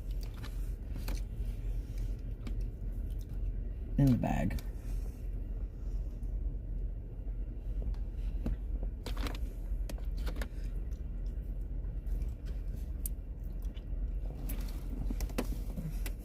Oh, there's the bone that went flying.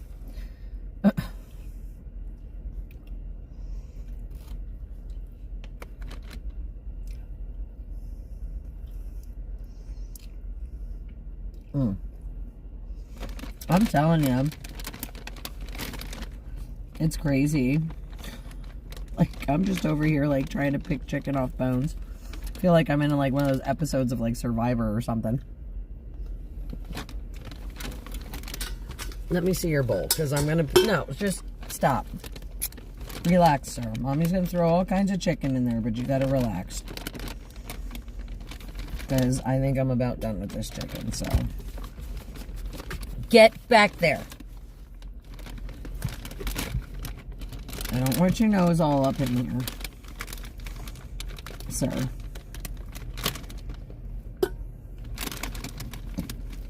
But if you wait patiently, Mommy will get you chicken. You'll get lots of chickens. Okay? But you gotta let Mommy pick the chicken for you. Because you can't have the bones.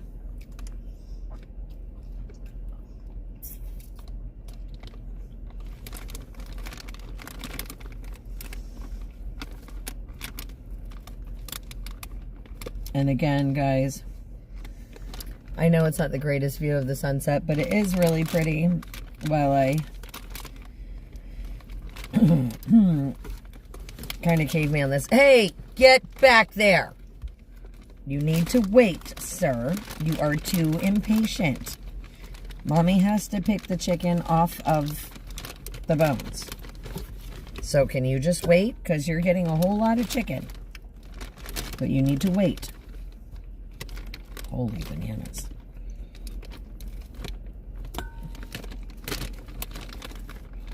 It's a big chicken for a rotisserie chicken. At least I think so. Very meaty, which I guess in Rio's case is a good thing because he gets a lot of chicken tonight, because I'm not sitting with this in the truck overnight. Like, that's not happening.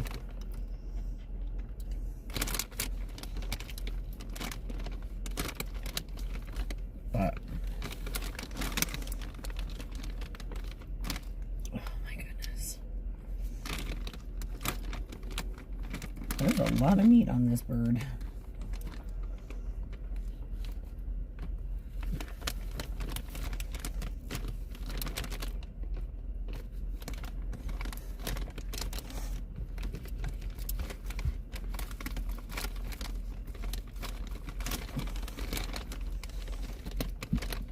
Okay, well, it's a pretty good amount of meat there.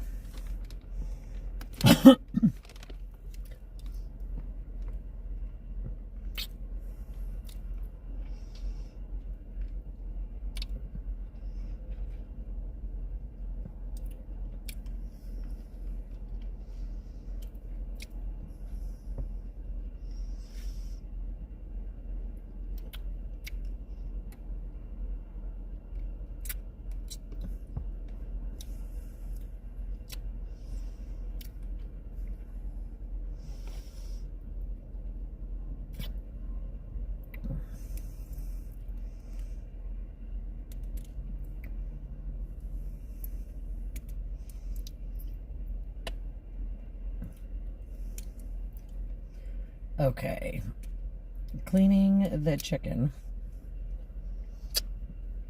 is finished.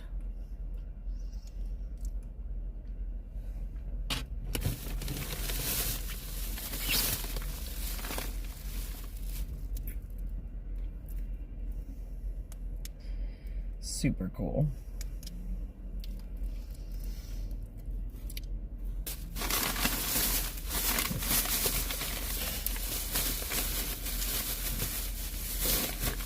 Okay.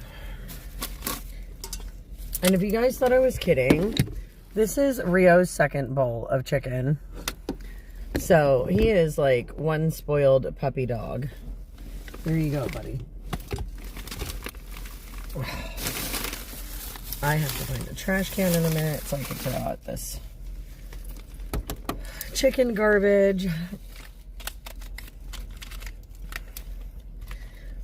Oh yeah, rotisserie chicken's wonderful for cooking with if you want to make like a chicken soup or something, but we are not worrying about those kinds of things right now.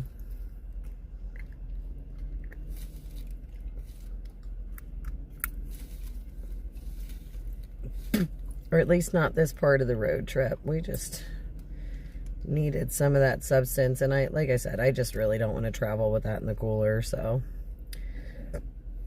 Oh, bananas. But I'm going to throw this in a trash can, I think, and I will be right back. So far, the temp's okay, AMC. So far.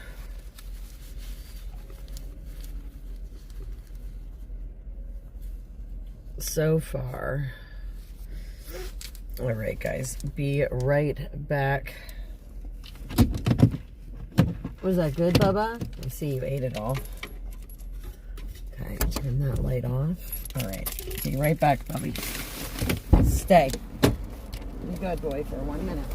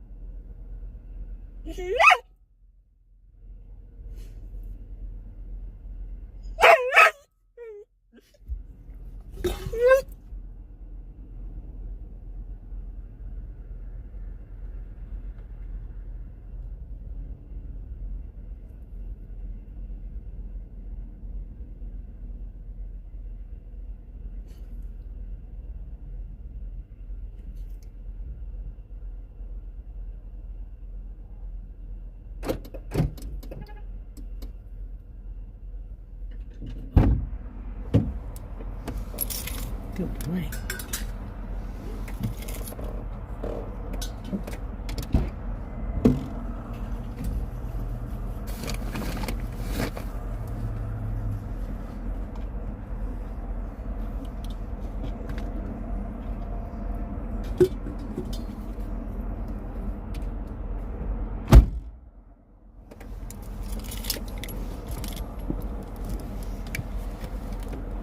All right.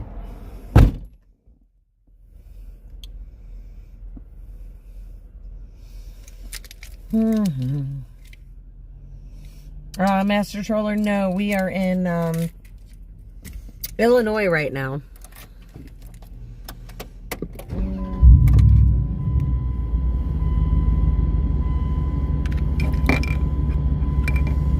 We are in Illinois.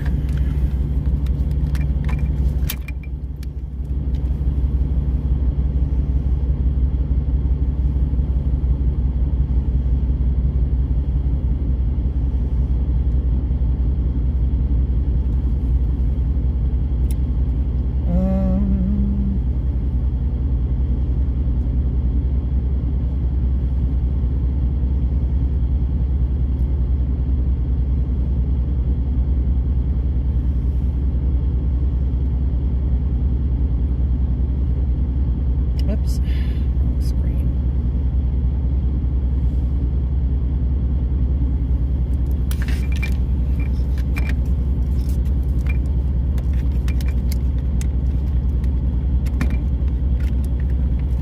Okay.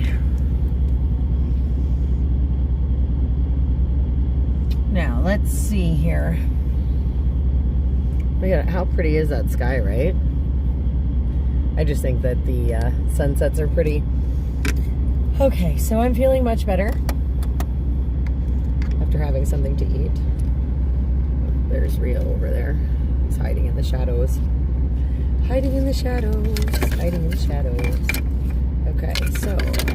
Oops, I fixed my chalkboard there. Oh, yeah. See, that definitely did not stay. I don't know what I'm going to do with that phone holder that doesn't work. Okay, so let me just see here. So heat's on low. All right, and let me see what was in there from Ed. Okay, so let's see what we've got for options here. Okay, that's where I was in. Okay, 2 travel centers just west of Indy. Pilot 35 minutes ahead. Okay, mile marker 23, Indiana. Pilot Travel Center and a Best Western pet friendly 80-ish. Okay.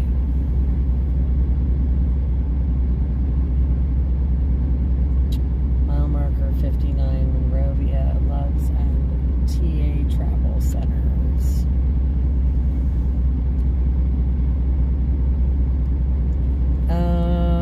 Okay, so, well,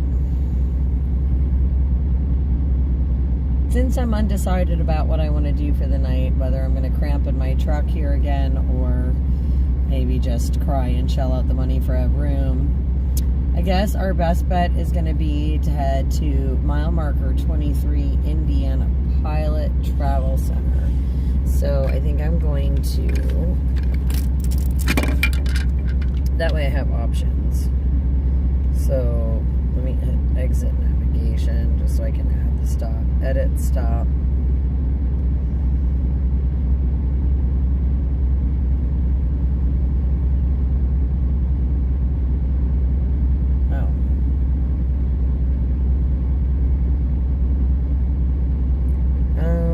Oops, maybe we better figure that out. Where it's at.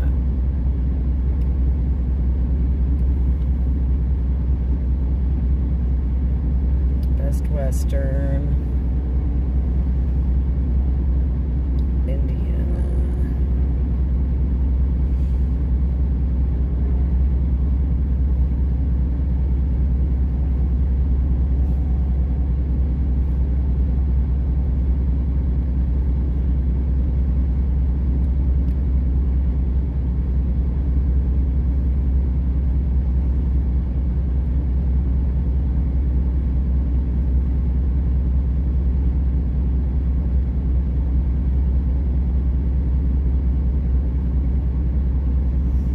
Ed, can you tell me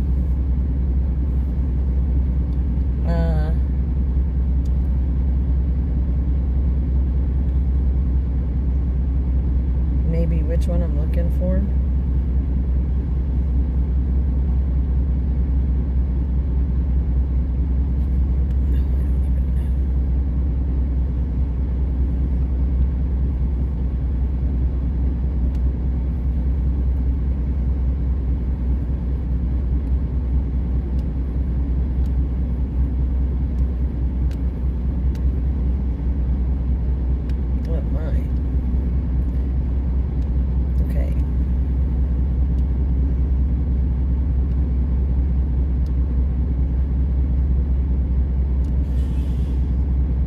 So I'm in Marshall.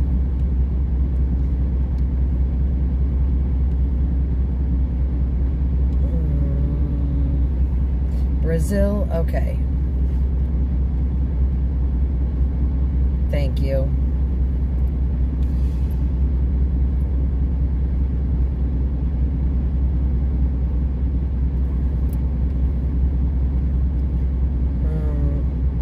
Best Western Plus covered bridge in, I guess. Oh yeah, all right, okay. So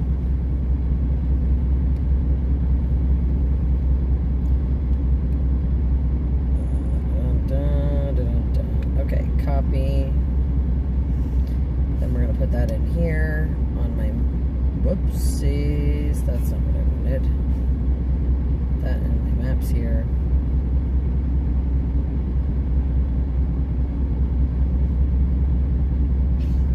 I'll let my maps update. It's okay. I'm picking a spot, Ed. Okay.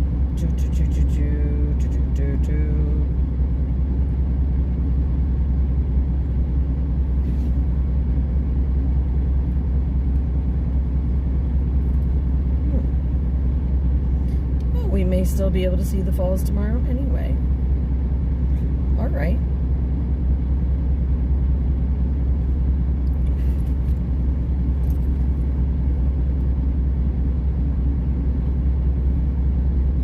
Okie dokie. Beautiful, beautiful. All right.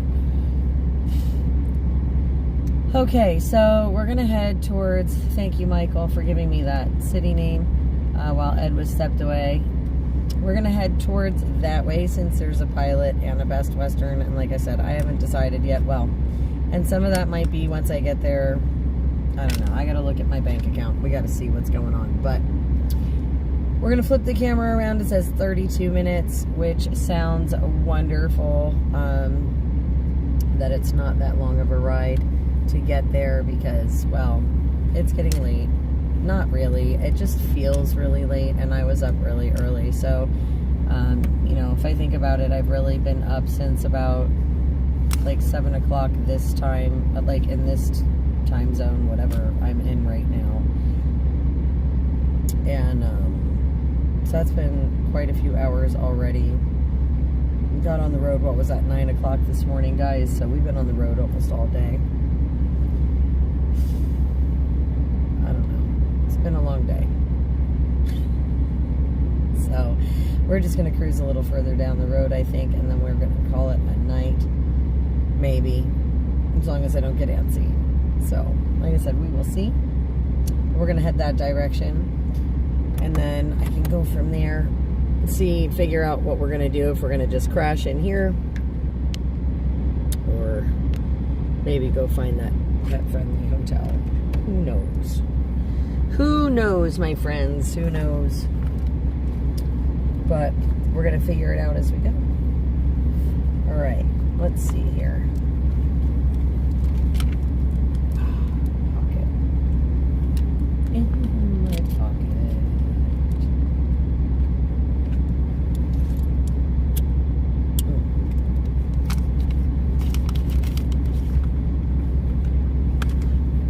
Okay.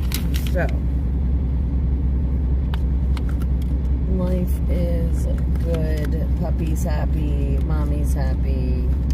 And I have a tea to drink yet, right? I do have one tea. Where's my tea? I'd like to find it before we start driving so that okay. There we go. And a T. Alright, so I'm not trying to crazily search for it later on.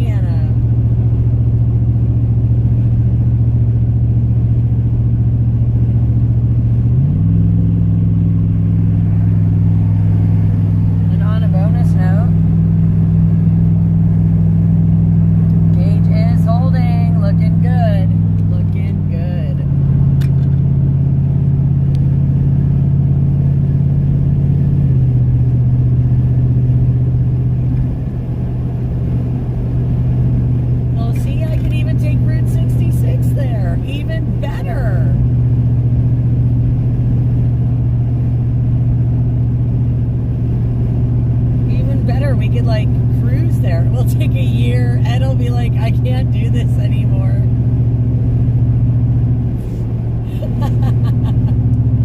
We'd be off mapping it the whole way. Oh, that would be funny. That would be really funny. 36 hours of driving. We got that. We can do that. No big deal. We got this.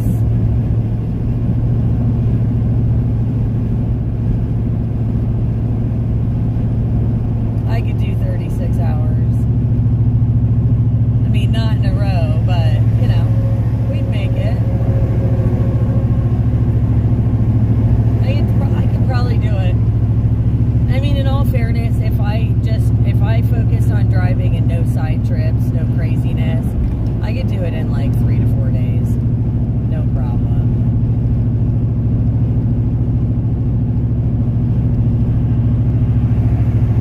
That would be totally doable.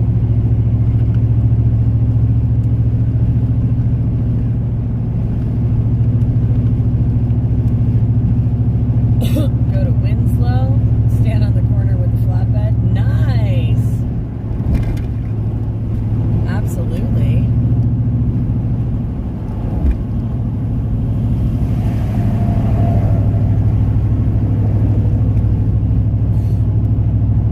All right. 18 miles. 18 miles, guys.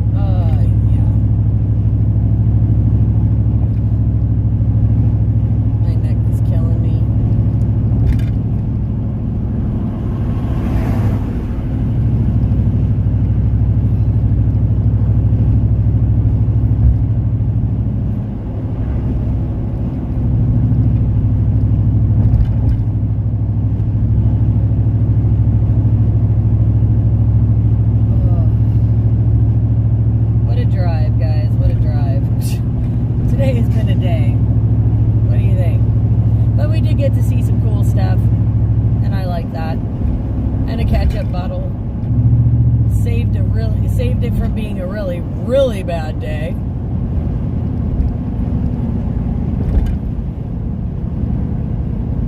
So I'm grateful for that. Lots of things to be grateful for today. It was a beautiful day.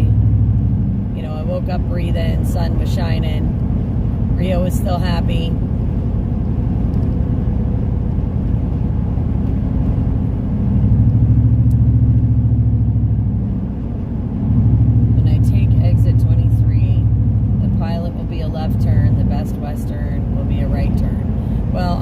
Stop at the pilot because one, I do have a board meeting for tonight that I do have to get on.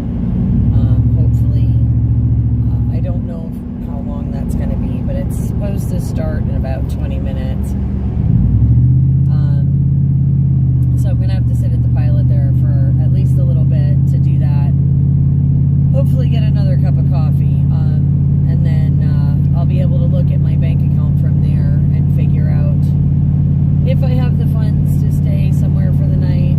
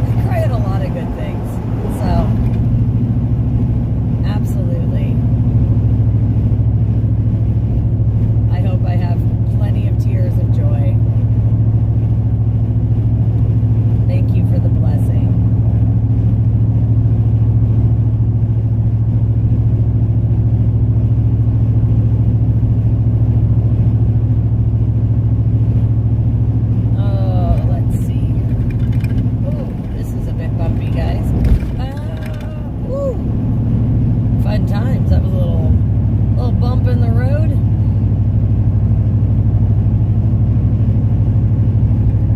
All right.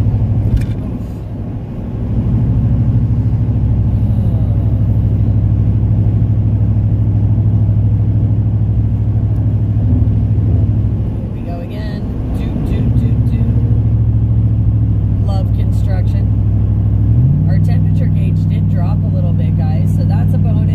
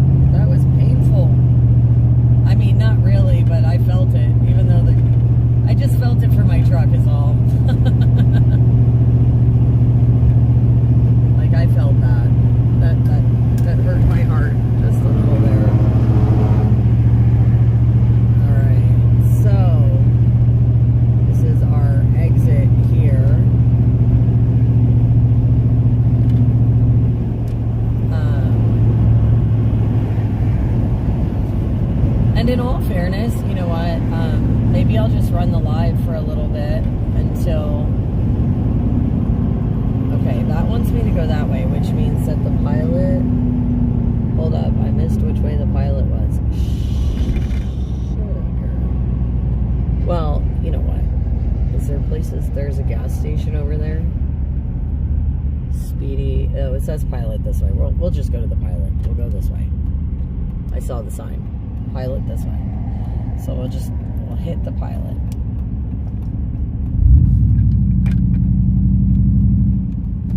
And that temperature gauge right in the middle, guys. So that is looking beautiful.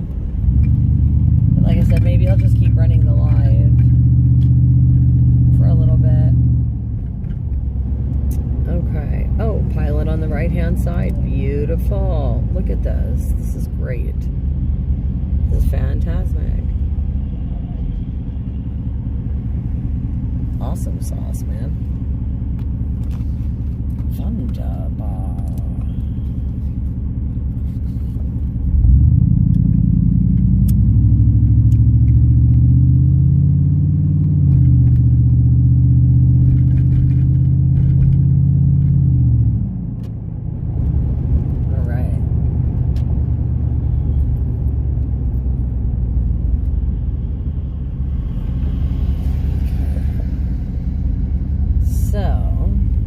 We'll just find a shady spot to park for right now.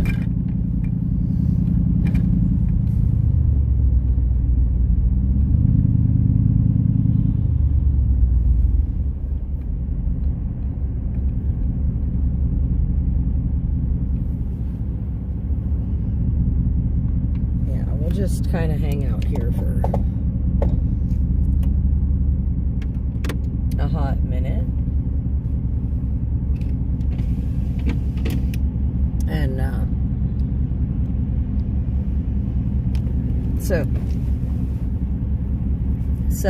anyway, guys, I am here at the pilot. Like I said, I do have a meeting that hopefully we will see. Actually, I'm gonna see if I can pull that up on another phone. But yeah, we have arrived here for right now, and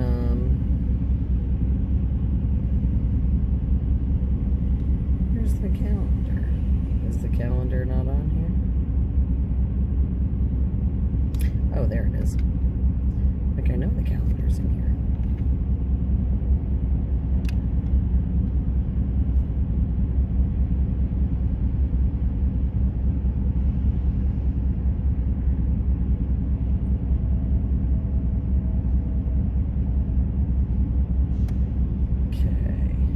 Oh, I should probably turn on the Bluetooth for that so I can hear what's going on. But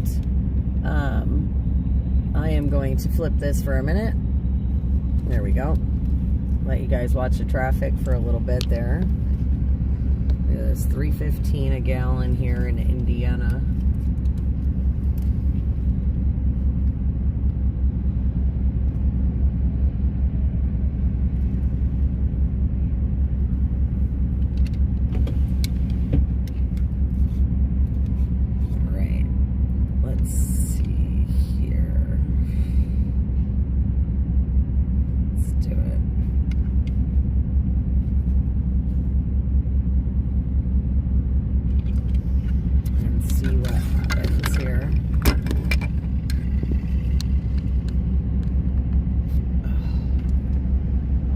We can turn off the truck for a little bit. Jay, I am so glad that you made it home. Super glad you made it home. Safe and sound. And Danny was kind enough to update me on Ron and Amanda's travels and let us know that they were still making their way westward, so...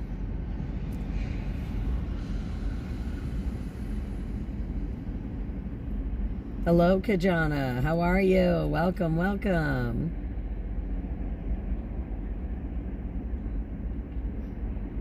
You saw a lady at the store today with a We the People shirt on. Oh, awesome. Very cool.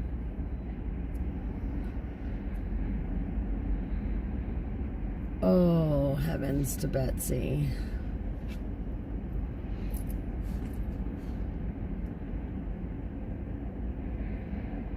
I'll tell you what, man. It feels good to just not have to sit up straight in the driver's seat.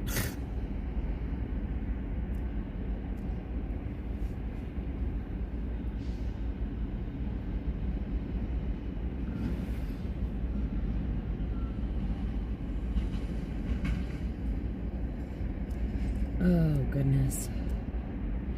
Yeah, it was a great weekend this weekend. And Jay, you are such a trooper for for raising that money for Tennessee. That was just awesome. You and Bruce and Mike, you knocked it out the park. You guys did amazing. Good night, MD. So, yeah, so I'm just kind of like chilling, trying to see if anybody shows up for that meeting. I don't know if they expected to be there or not with me being on the road, so I don't know. We'll see. But yeah, so I'm just kind of hanging out here. And I think this is going to be my stop for the night. Whether, well, you know, this area here, I don't know. I might move down the road just to get a, like, good night's sleep. I don't know. I'm exhausted, to be honest. Yeah, it made it so far. Yeah, it did, Donald. I am excited about that. You know, these Durangos are pretty awesome. And, you know, they're fairly indestructible. You know, they run really well, and I've owned them for many years. I love them, so it's great. It's great, but yeah.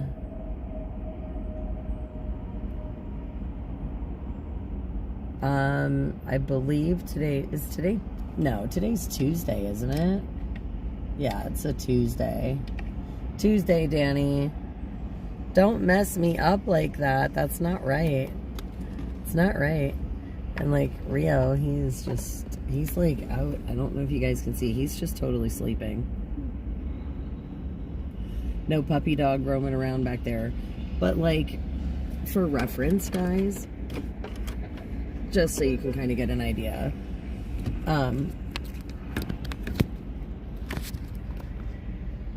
Like, see him laying there, like how much room he takes up? I share that space back there with him. That's what I've been sharing the last couple nights. Now, for the Convoy of Honor, like, at the park, I had a small 2-man tent I set up to get rid of, like, that half, like the middle over of stuff, because that is like his puppy stroller there and the cooler back there. So it's like big stuff. And then there's another bag that's like my pots and pans and things. But yeah, it's definitely a little bit cramped back there. Like I said, you can see, like, he takes up quite a bit of room back there. And I'm lucky that I'm short, because I mean, I fit like sort of across like the Durango instead of lengthwise, but it is a crazy. Oh wow, Facebook just totally flooded my comments again. Oh, but some of them are repeats. Okay. But yeah, so that's my home away from home right now, guys. You can see it's a little cramped. But it's okay. It's okay. That's how we roll sometimes. So let's see. I've got to go back before all of these other crazy Facebook comments just flooded me.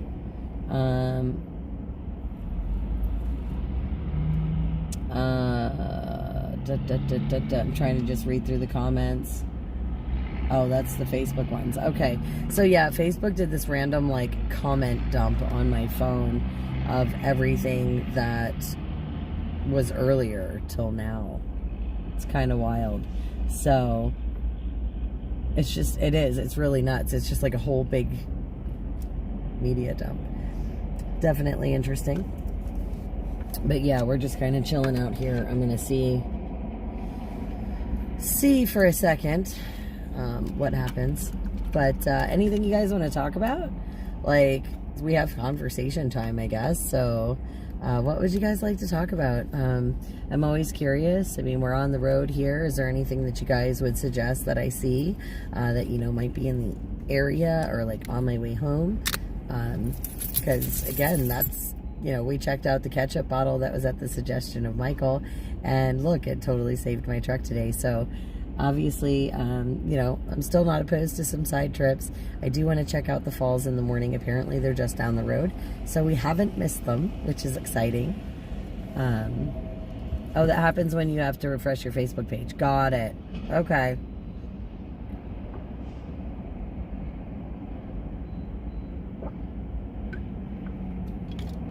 No worries. It just was like confusing at first, but now that we got that figured out, we're good. Now I know. No worries. So this is kind of cool.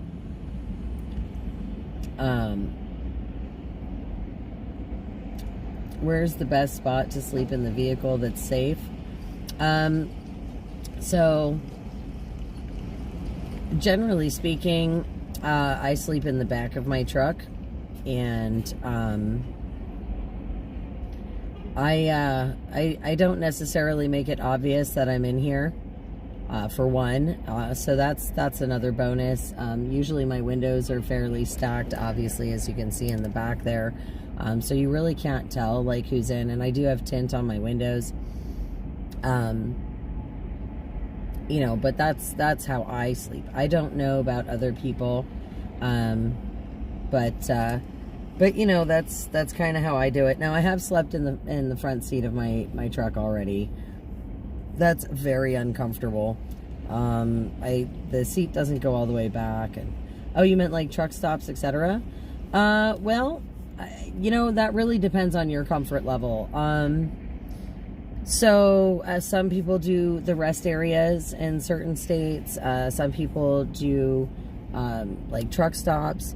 You can also, I like the fact that any Camping World, what is it, Camping World, Cabela's, or Bass Pro, any one of those, you can stay overnight in their lots, and they don't have a problem with it, and that's across the United States. So that's actually something that's really cool, I do find, because they're a little more out of the way, and they're private businesses, that people tend not to bother you there. So if you really want like a quietish spot that's kind of off the beaten path. Now the downside to that is there's like no facilities or anything like that immediately on some of those lots. So you have to take that into consideration, what your needs are. You know, usually there's like a gas station or something nearby, so I mean there is that option, but again, those lots are places that you can kind of stay. Now Walmarts, you used to be able to stay in their lots, but not all Walmarts are 24-hour Walmarts anymore, so not all of them allow overnight parking. So just something, there was this really cool app that I had at one point, and I forget what it was called, and I'd have to look on one of my old devices, or other devices, but it was like an app that you could look up from your location different campgrounds or places that you could stay within the area that were like free overnight, because there's a lot of like state parks and things that sometimes you can, you know, stay in some of those areas either for free or relatively cheap as well. But again, it was just a really nice thing to look for. But it's your comfort level. Some people don't like that idea at all of staying at any of those places. And of course, they can get hotels and things like that.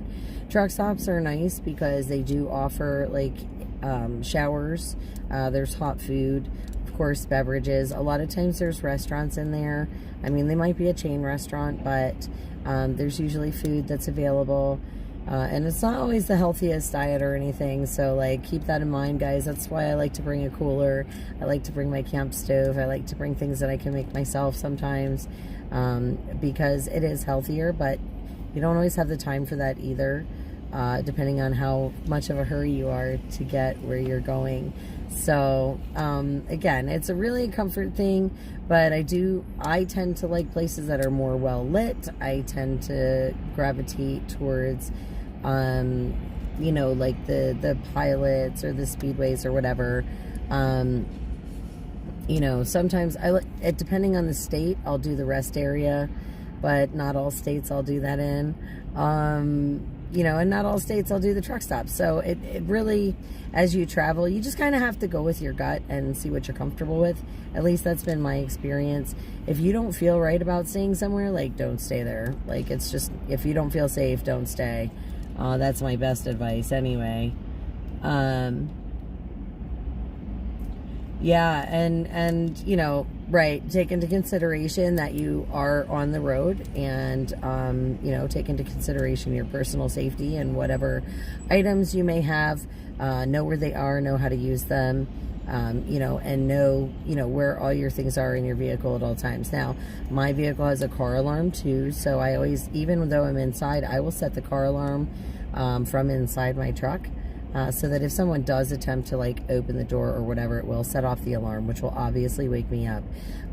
So again, you know, there are things that you can do,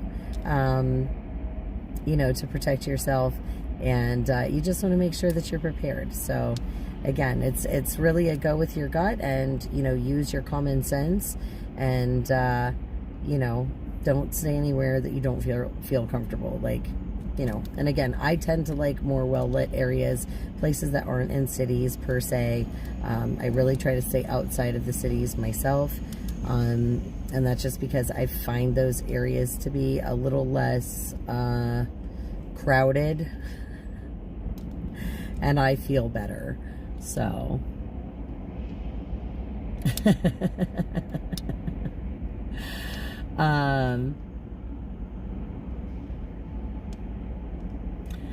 yeah, I mean, you know, doing this is not for everybody. You know, there are, you know, look, there are some serious disadvantages to sleeping in the back of a vehicle.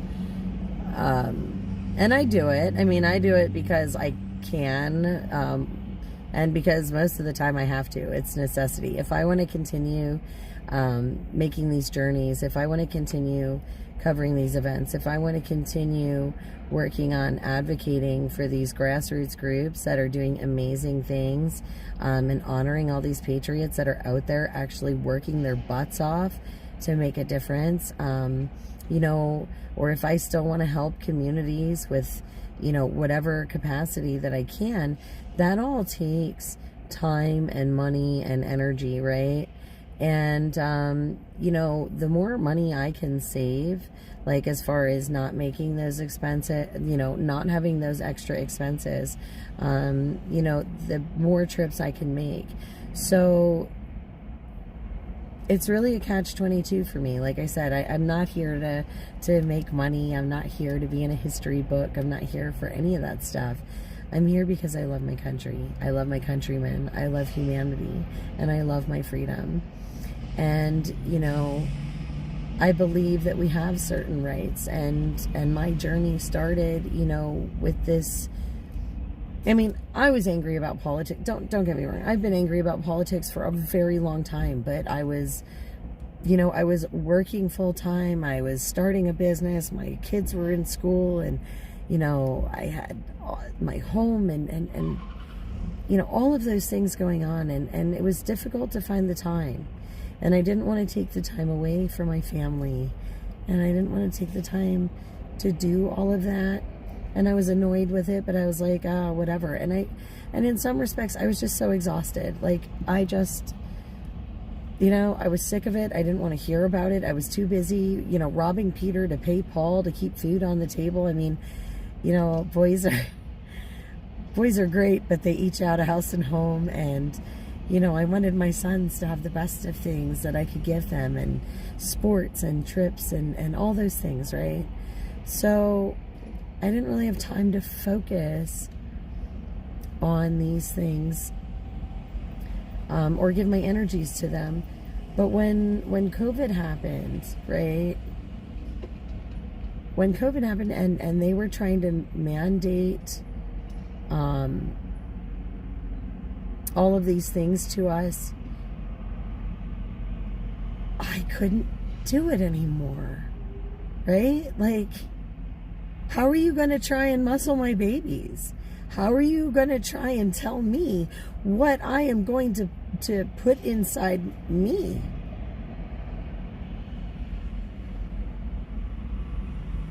Especially with something that if something goes wrong, I have no retribution, no way of making it right, no hope of getting compensated, not tested, no long-term side effects, you know, to tell me. They couldn't even give us an ingredients list, right? Like, and I couldn't do it anymore, guys. Like, that's the point I got to. And, you know, I opened my stores. I had physical stores. I opened my stores and I didn't wear a mask. As a matter of fact, I put signs up in my store with the mask order, highlighted the part about exemptions, and I also posted a sign in my store that said, "I'm sorry if me not wearing a mask offends you, but I have a medical condition and meet the exemption requirements."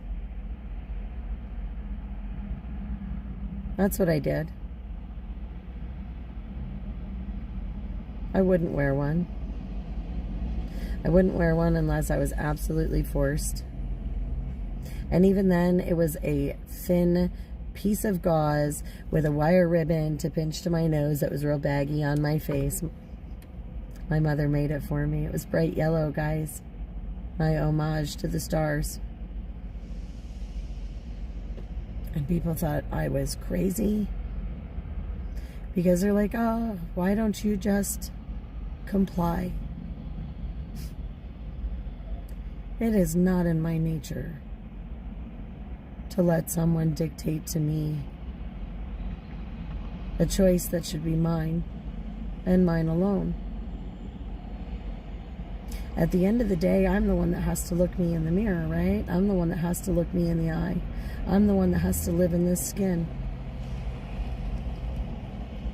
And when they tried to come for my family, no,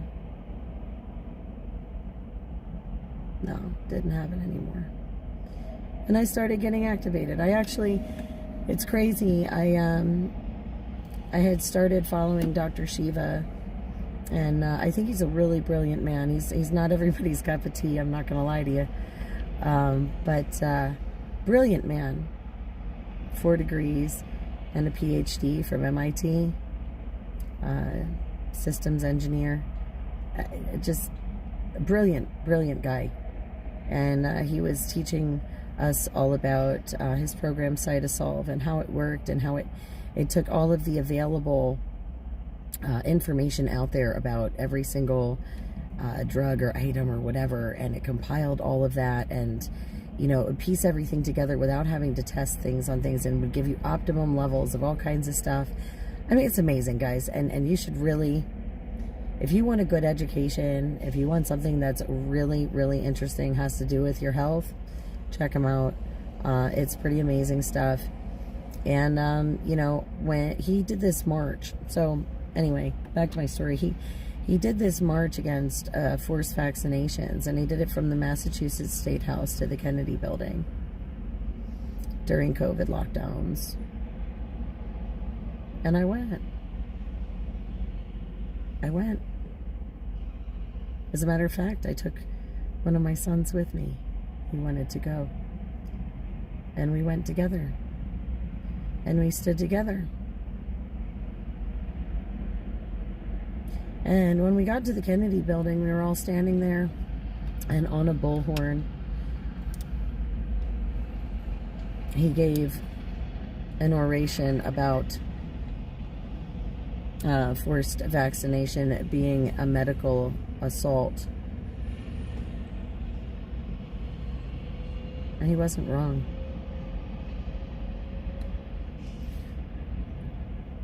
And with that in mind, you know, I did. I started getting active. I started getting vocal. And when I saw the trucks in Canada, man, I got so excited. I got so excited. All I wanted to do was help. And then I heard the trucks were coming from California. And I was like, oh, this is going to be great. And so I went with them. And I found this amazing community of people. And so many of them felt like I did. I didn't want any of this. I didn't want to be bothered. I just wanted to live my life, man. I wanted to live my life.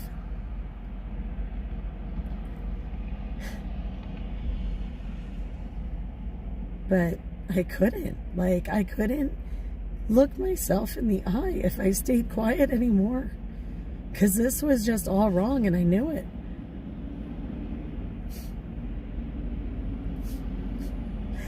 So I did. So I went down. I went down with the trucks.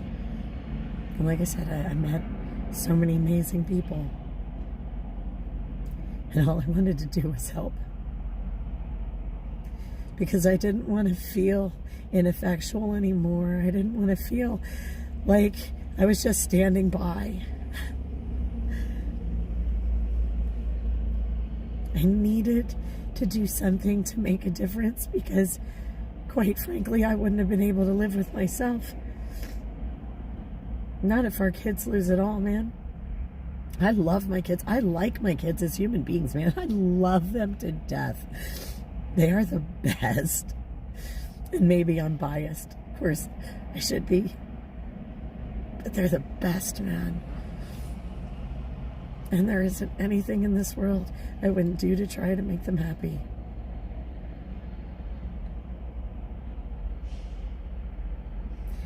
And I know that happiness can be a relative thing. But in order to have true happiness, you have to be able to have the freedom of choices and decisions in your life. That's the ultimate freedom, right?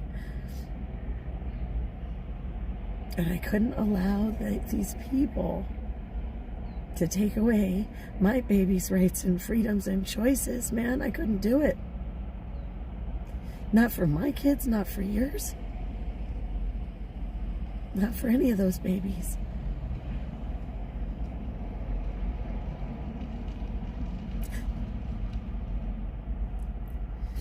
And when the convoys ended, I was determined to keep going because I had made some very important promises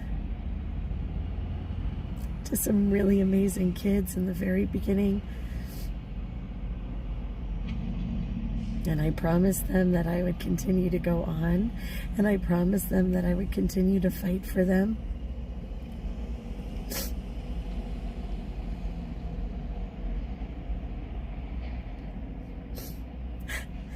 And again, I'm a woman of my word. I am. I try to be as best I can. And I mean what I say. And I say what I mean.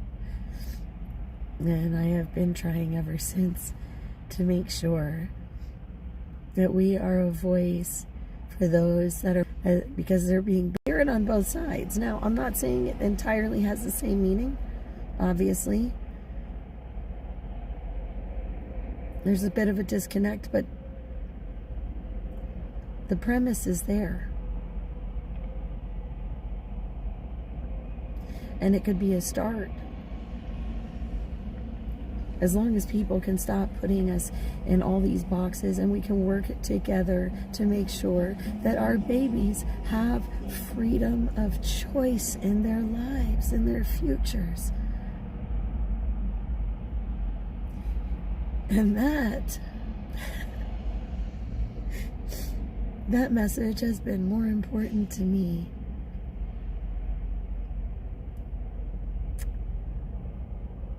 than sleeping comfortably or sometimes being super warm at night. You know, it makes the sacrifices a little bit easier because I can see in the end what it is that I'm actually trying to accomplish and what I'm trying to do.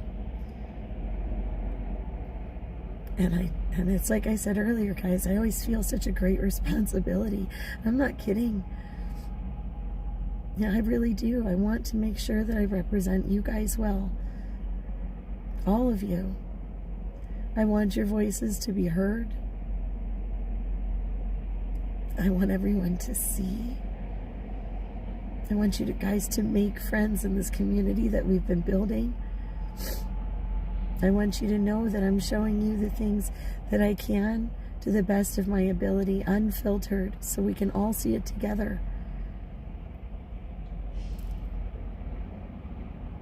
And I don't, cut and edit or try and purposely cut things out. I want you to see the raw, unfiltered truth because that's what I want to see, because I think we're all tired of lies.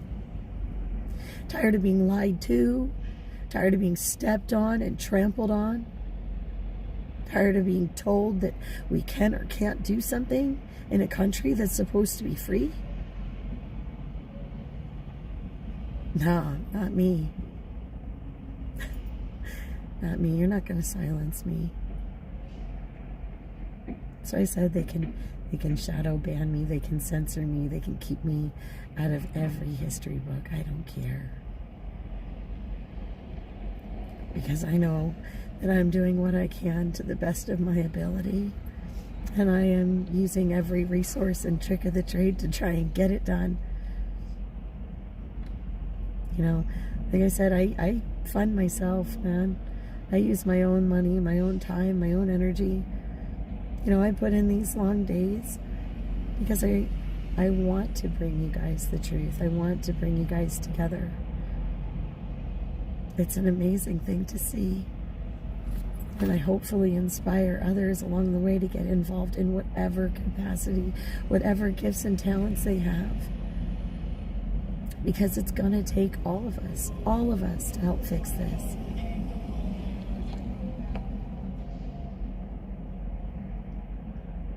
So like I said, I can give up a shower, or I can give up a comfy bed. I can give up going out to a fancy restaurant or taking a vacation. It's not that hard when you really think about what's at stake. It's really not. It's just a drop in the bucket. And the other truth, you can't take material things with you. You really can't, And,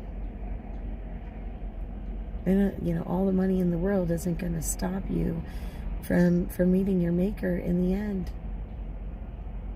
No matter how that is. The stuff doesn't go along. And the only thing that truly remains is your legacy. How you touched others. How you helped. And I just hope that I can do my part to make this place a little better. A little more wonderful. Bring a little more sunshine. And hopefully bring everyone together, one person at a time. So even on the tough days like today, or long trips like this one. When I really think about it, it's nothing. Nothing but a small sacrifice for a greater good. For a future that, like I said, I want my children and your children to have the opportunity to have choices and freedom. You know, we have to keep that and preserve that for them.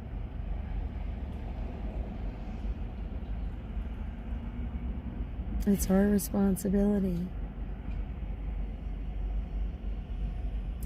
And I wouldn't be doing my job as a parent if I didn't help in whatever capacity I could. And maybe one of these days I will be kind enough to myself to not beat myself up and say I could have done more. I always think that, like I said, at the end of the day, how could I have done better? Could I have done more? What could I have done, you know, more than what I did or extra and above? What else could I have given? Could I have made something else happen? And those things are always the first things in my mind.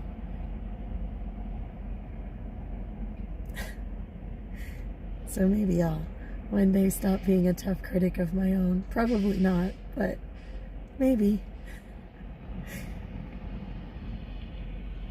But, you know, all I can do is keep trying to make myself better every day. And that's what I try to do.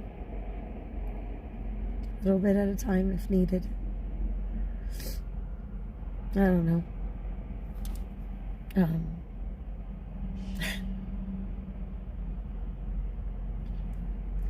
It's just funny. Maybe I'm just overtired, guys. Maybe I'm just overtired. But, you know, it just, it's an incredible journey, but it isn't for everyone. And not everyone can deal with the craziness of being on the road. I know that. But I can. And so I do. So that those of you that can't can hopefully join along. Share those adventures. Celebrate those others, those amazing people out there. Lend them your help if you can. I just appreciate the company along the way, that's all. And you guys are awesome. You know, like I said, I wouldn't do this. I mean, I would, but I wouldn't try so hard, I guess, if it wasn't for you guys. You help keep me inspired. You help keep me going. You help keep reminding me why I'm out here. And those of you that I've met in person, you know, thank you. Thank you for crossing my path and being in my life. And for those of you I haven't met yet, I can't wait to meet you in person. And I really do mean that. And I don't care where you live or how you live or what you believe as far as your religion. Those things don't matter. I mean, they do, but not for my friendship. Not to call you family and freedom. Not to call you a patriot friend. Not any of those things. Those don't matter. What matters is if you're a good person. And all of you folks are wonderful people. You really are. Even today, you guys helped me through some of the most stressful moments. If I would have been all by myself, I would have been in tears, bawling my eyes out, frustrated, upset, losing my crap. But you guys are right there to walk me through the stress and help keep me calm and level-headed and a smile on my face. That was so amazing. That was so great. And I can't thank you guys enough. Because you do. You help the drive go fast, and you help make it more fun. And that company and that friendship is just absolutely awesome. Like I said, you could be anywhere in the world, and you guys choose to hang out with me. And that means the world to me. And I just wanted to say thanks. Because I think that a lot of people underestimate, how important it is just to have even one person, hang out. And to think that so many of you choose to spend your time here is just amazing. And I'm so grateful. It's awesome. I don't know. And to my mods, you are amazing. You guys are like super dedicated and kick butt and just absolutely awesome. You guys volunteer so much of your time and energy, and the truth is I would never ever in a million years be able to do this without you guys. And you are a rock star team, and everyone needs to know that you guys are a rock star team, and that you guys are amazing support, and you keep these live streams going.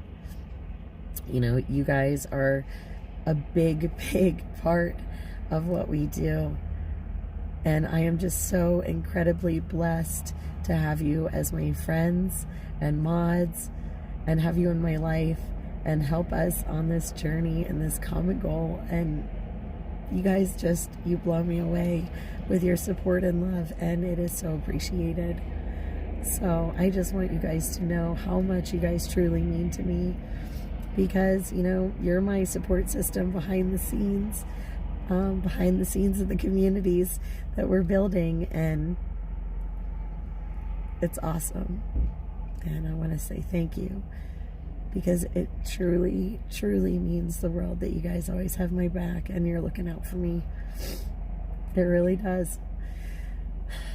So, oh my gosh, and I'm afraid to look at the comments now.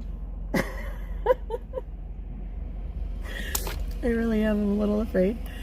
So, all right, I'm gonna read some of them. I didn't even look. Oh my goodness. Okay, let me just see here. Oh my gosh. Hold on. Oh my gosh, you guys blew up the comments pages. Holy bananas. Oh man. Did the same with your kids' sports business, etc. Yeah, being away from family is tough.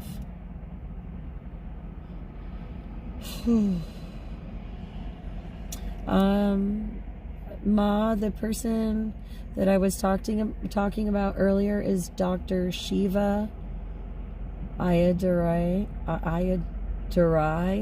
I think it's pronounced Ayadurrai, if I remember correctly. VA Shiva. He's like I said, not everybody's cup of tea, but he is really smart.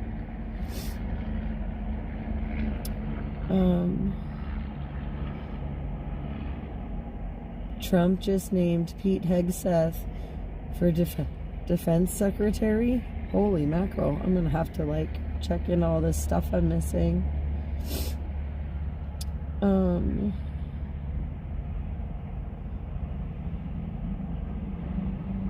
Oh man, guys, you're welcome for sharing, I guess. I guess. I'm a little I don't know. Okay. All right. I'm just a little kind of, I don't know. No, I'm not embarrassed or whatever. I love you guys. I really do. And talking about some of these things, like my own personal experience part, is not always the easiest, per se. And there's a lot there. There's a lot there in that story. A lot of amazing memories and things I'll never forget. And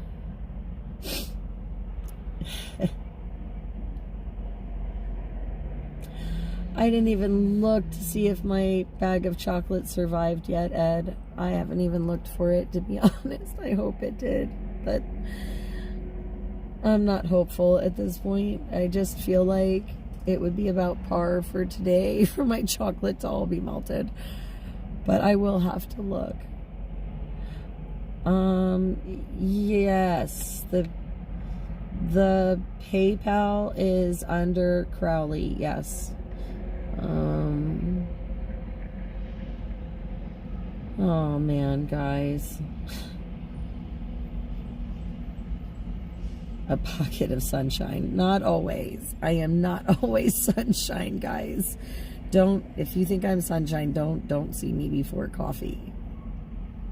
That's for sure.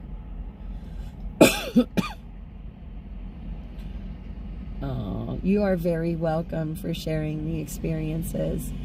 Like I said, it's so much fun to bring you guys along. Yes, Thomas Crowley, Chris, is the correct account. You have done more for my children and grandchildren with my small efforts than I can imagine. Aw, Bettina, that's very sweet. You guys are really amazing.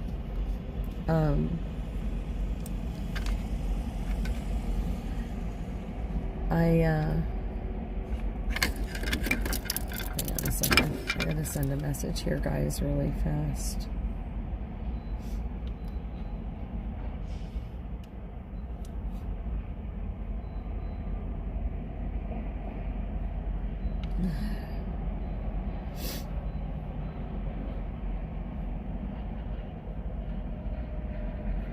Oh, gosh.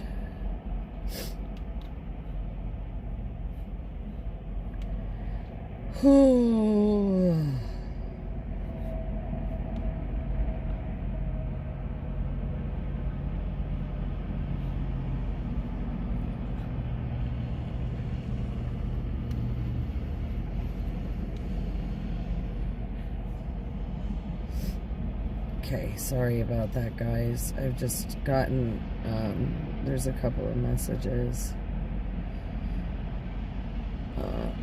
When was that? Oh, okay, that was yesterday. What is this?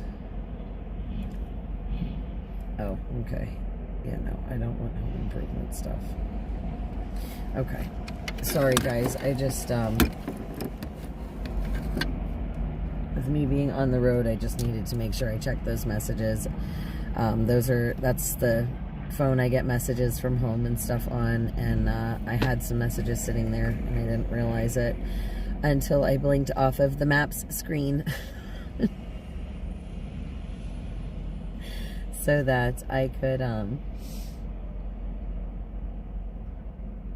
just check, because it is getting a little later. Man, I gotta at least close this window. It's getting a little chilly out here, so we're closing the window for a hot minute. Oh, holy bananas. Oh, man. Okay, so pick another topic, guys. What else do we want to talk about? Let's pick something else. Let's pick something else. Preferably something that doesn't make me cry.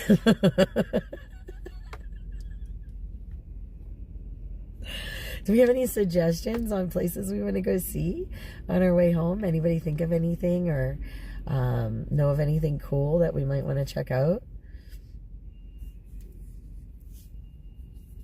Oh, my hand hurts today.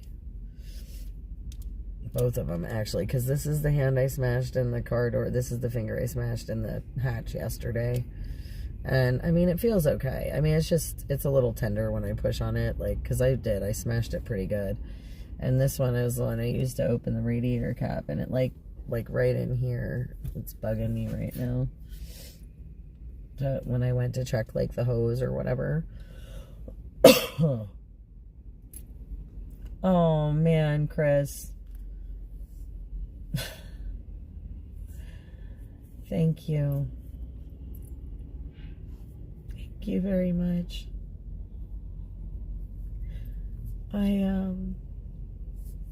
Thank you. I appreciate that very, very much.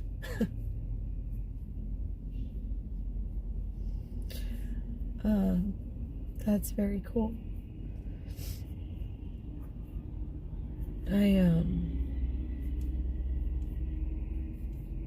Thank you. I appreciate that more than you know. I guess that means I should probably put gas in my truck though. So I don't have to stop in the morning. Oh man.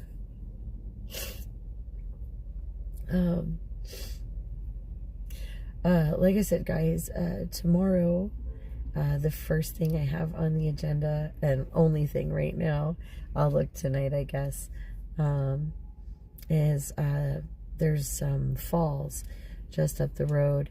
They're not too far, so it'll be one of our early morning adventures. And then perhaps I'll look for something else a little bit further along the way as we make our way towards Ohio. And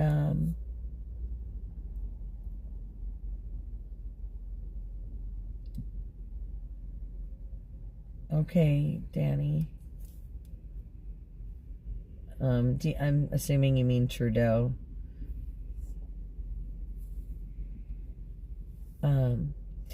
But yeah, so we're gonna do the falls tomorrow. I'm gonna look for some other fun stuff, like I said, as we make our way towards Ohio, and we will see what we can find. Maybe something cool. I don't know. Who knows what we'll find. But yeah, if you guys have any great suggestions, if you want to send them to me via email, that would be cool. It's soupmamaofficial@gmail.com. If you have any cool suggestions for places to check out along the way, you know, just nothing like super crazy. And remember, I have the puppy, so we have to be use our discernment there to make sure that it's pet friendly, and hopefully not too far off the highway. That's the other request, guys, because I don't want to be going all kinds of crazy places. We want to kind of stick to the route home.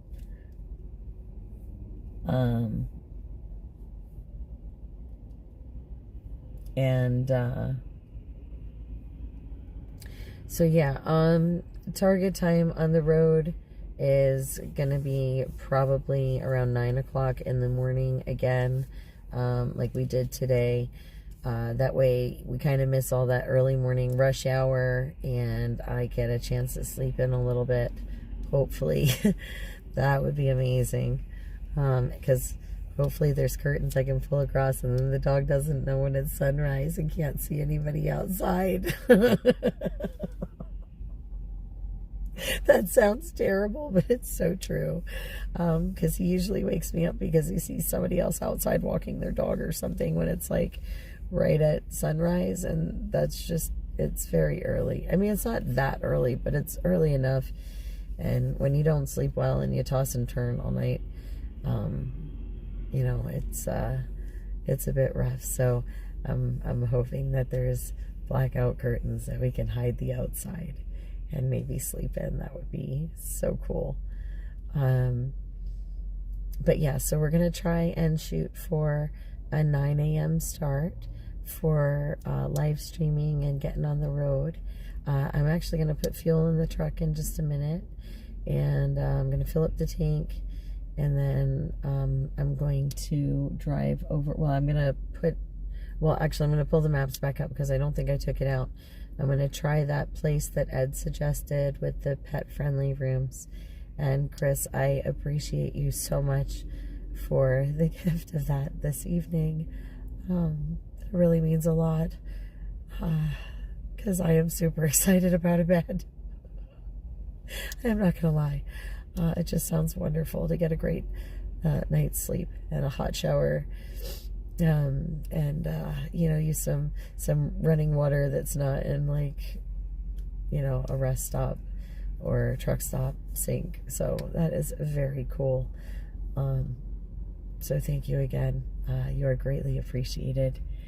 And yeah, so like I said, guys, any cool suggestions for any places along the way, let me know. Otherwise, I'm going to try and pick some stuff out either later tonight or tomorrow morning before we get on the road. But our first stop is going to be some beautiful falls just down the road, about maybe 20 minutes, I think, if that. So I'm really excited. So we're going to check those out. And Christmas is approaching fast and furious. Yeah, how commercialized it is. I know. But, you know,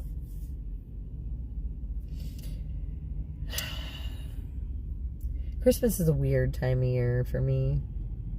I'm not a big fan of Christmas, but I really like its meaning. I don't like how commercialized it is either, but Christmas is also a state of mind. And, you know, I always tell people I don't do Christmas state of mind until after the turkey gets its day. So yeah, so I just pretend like the Christmas decorations don't exist yet.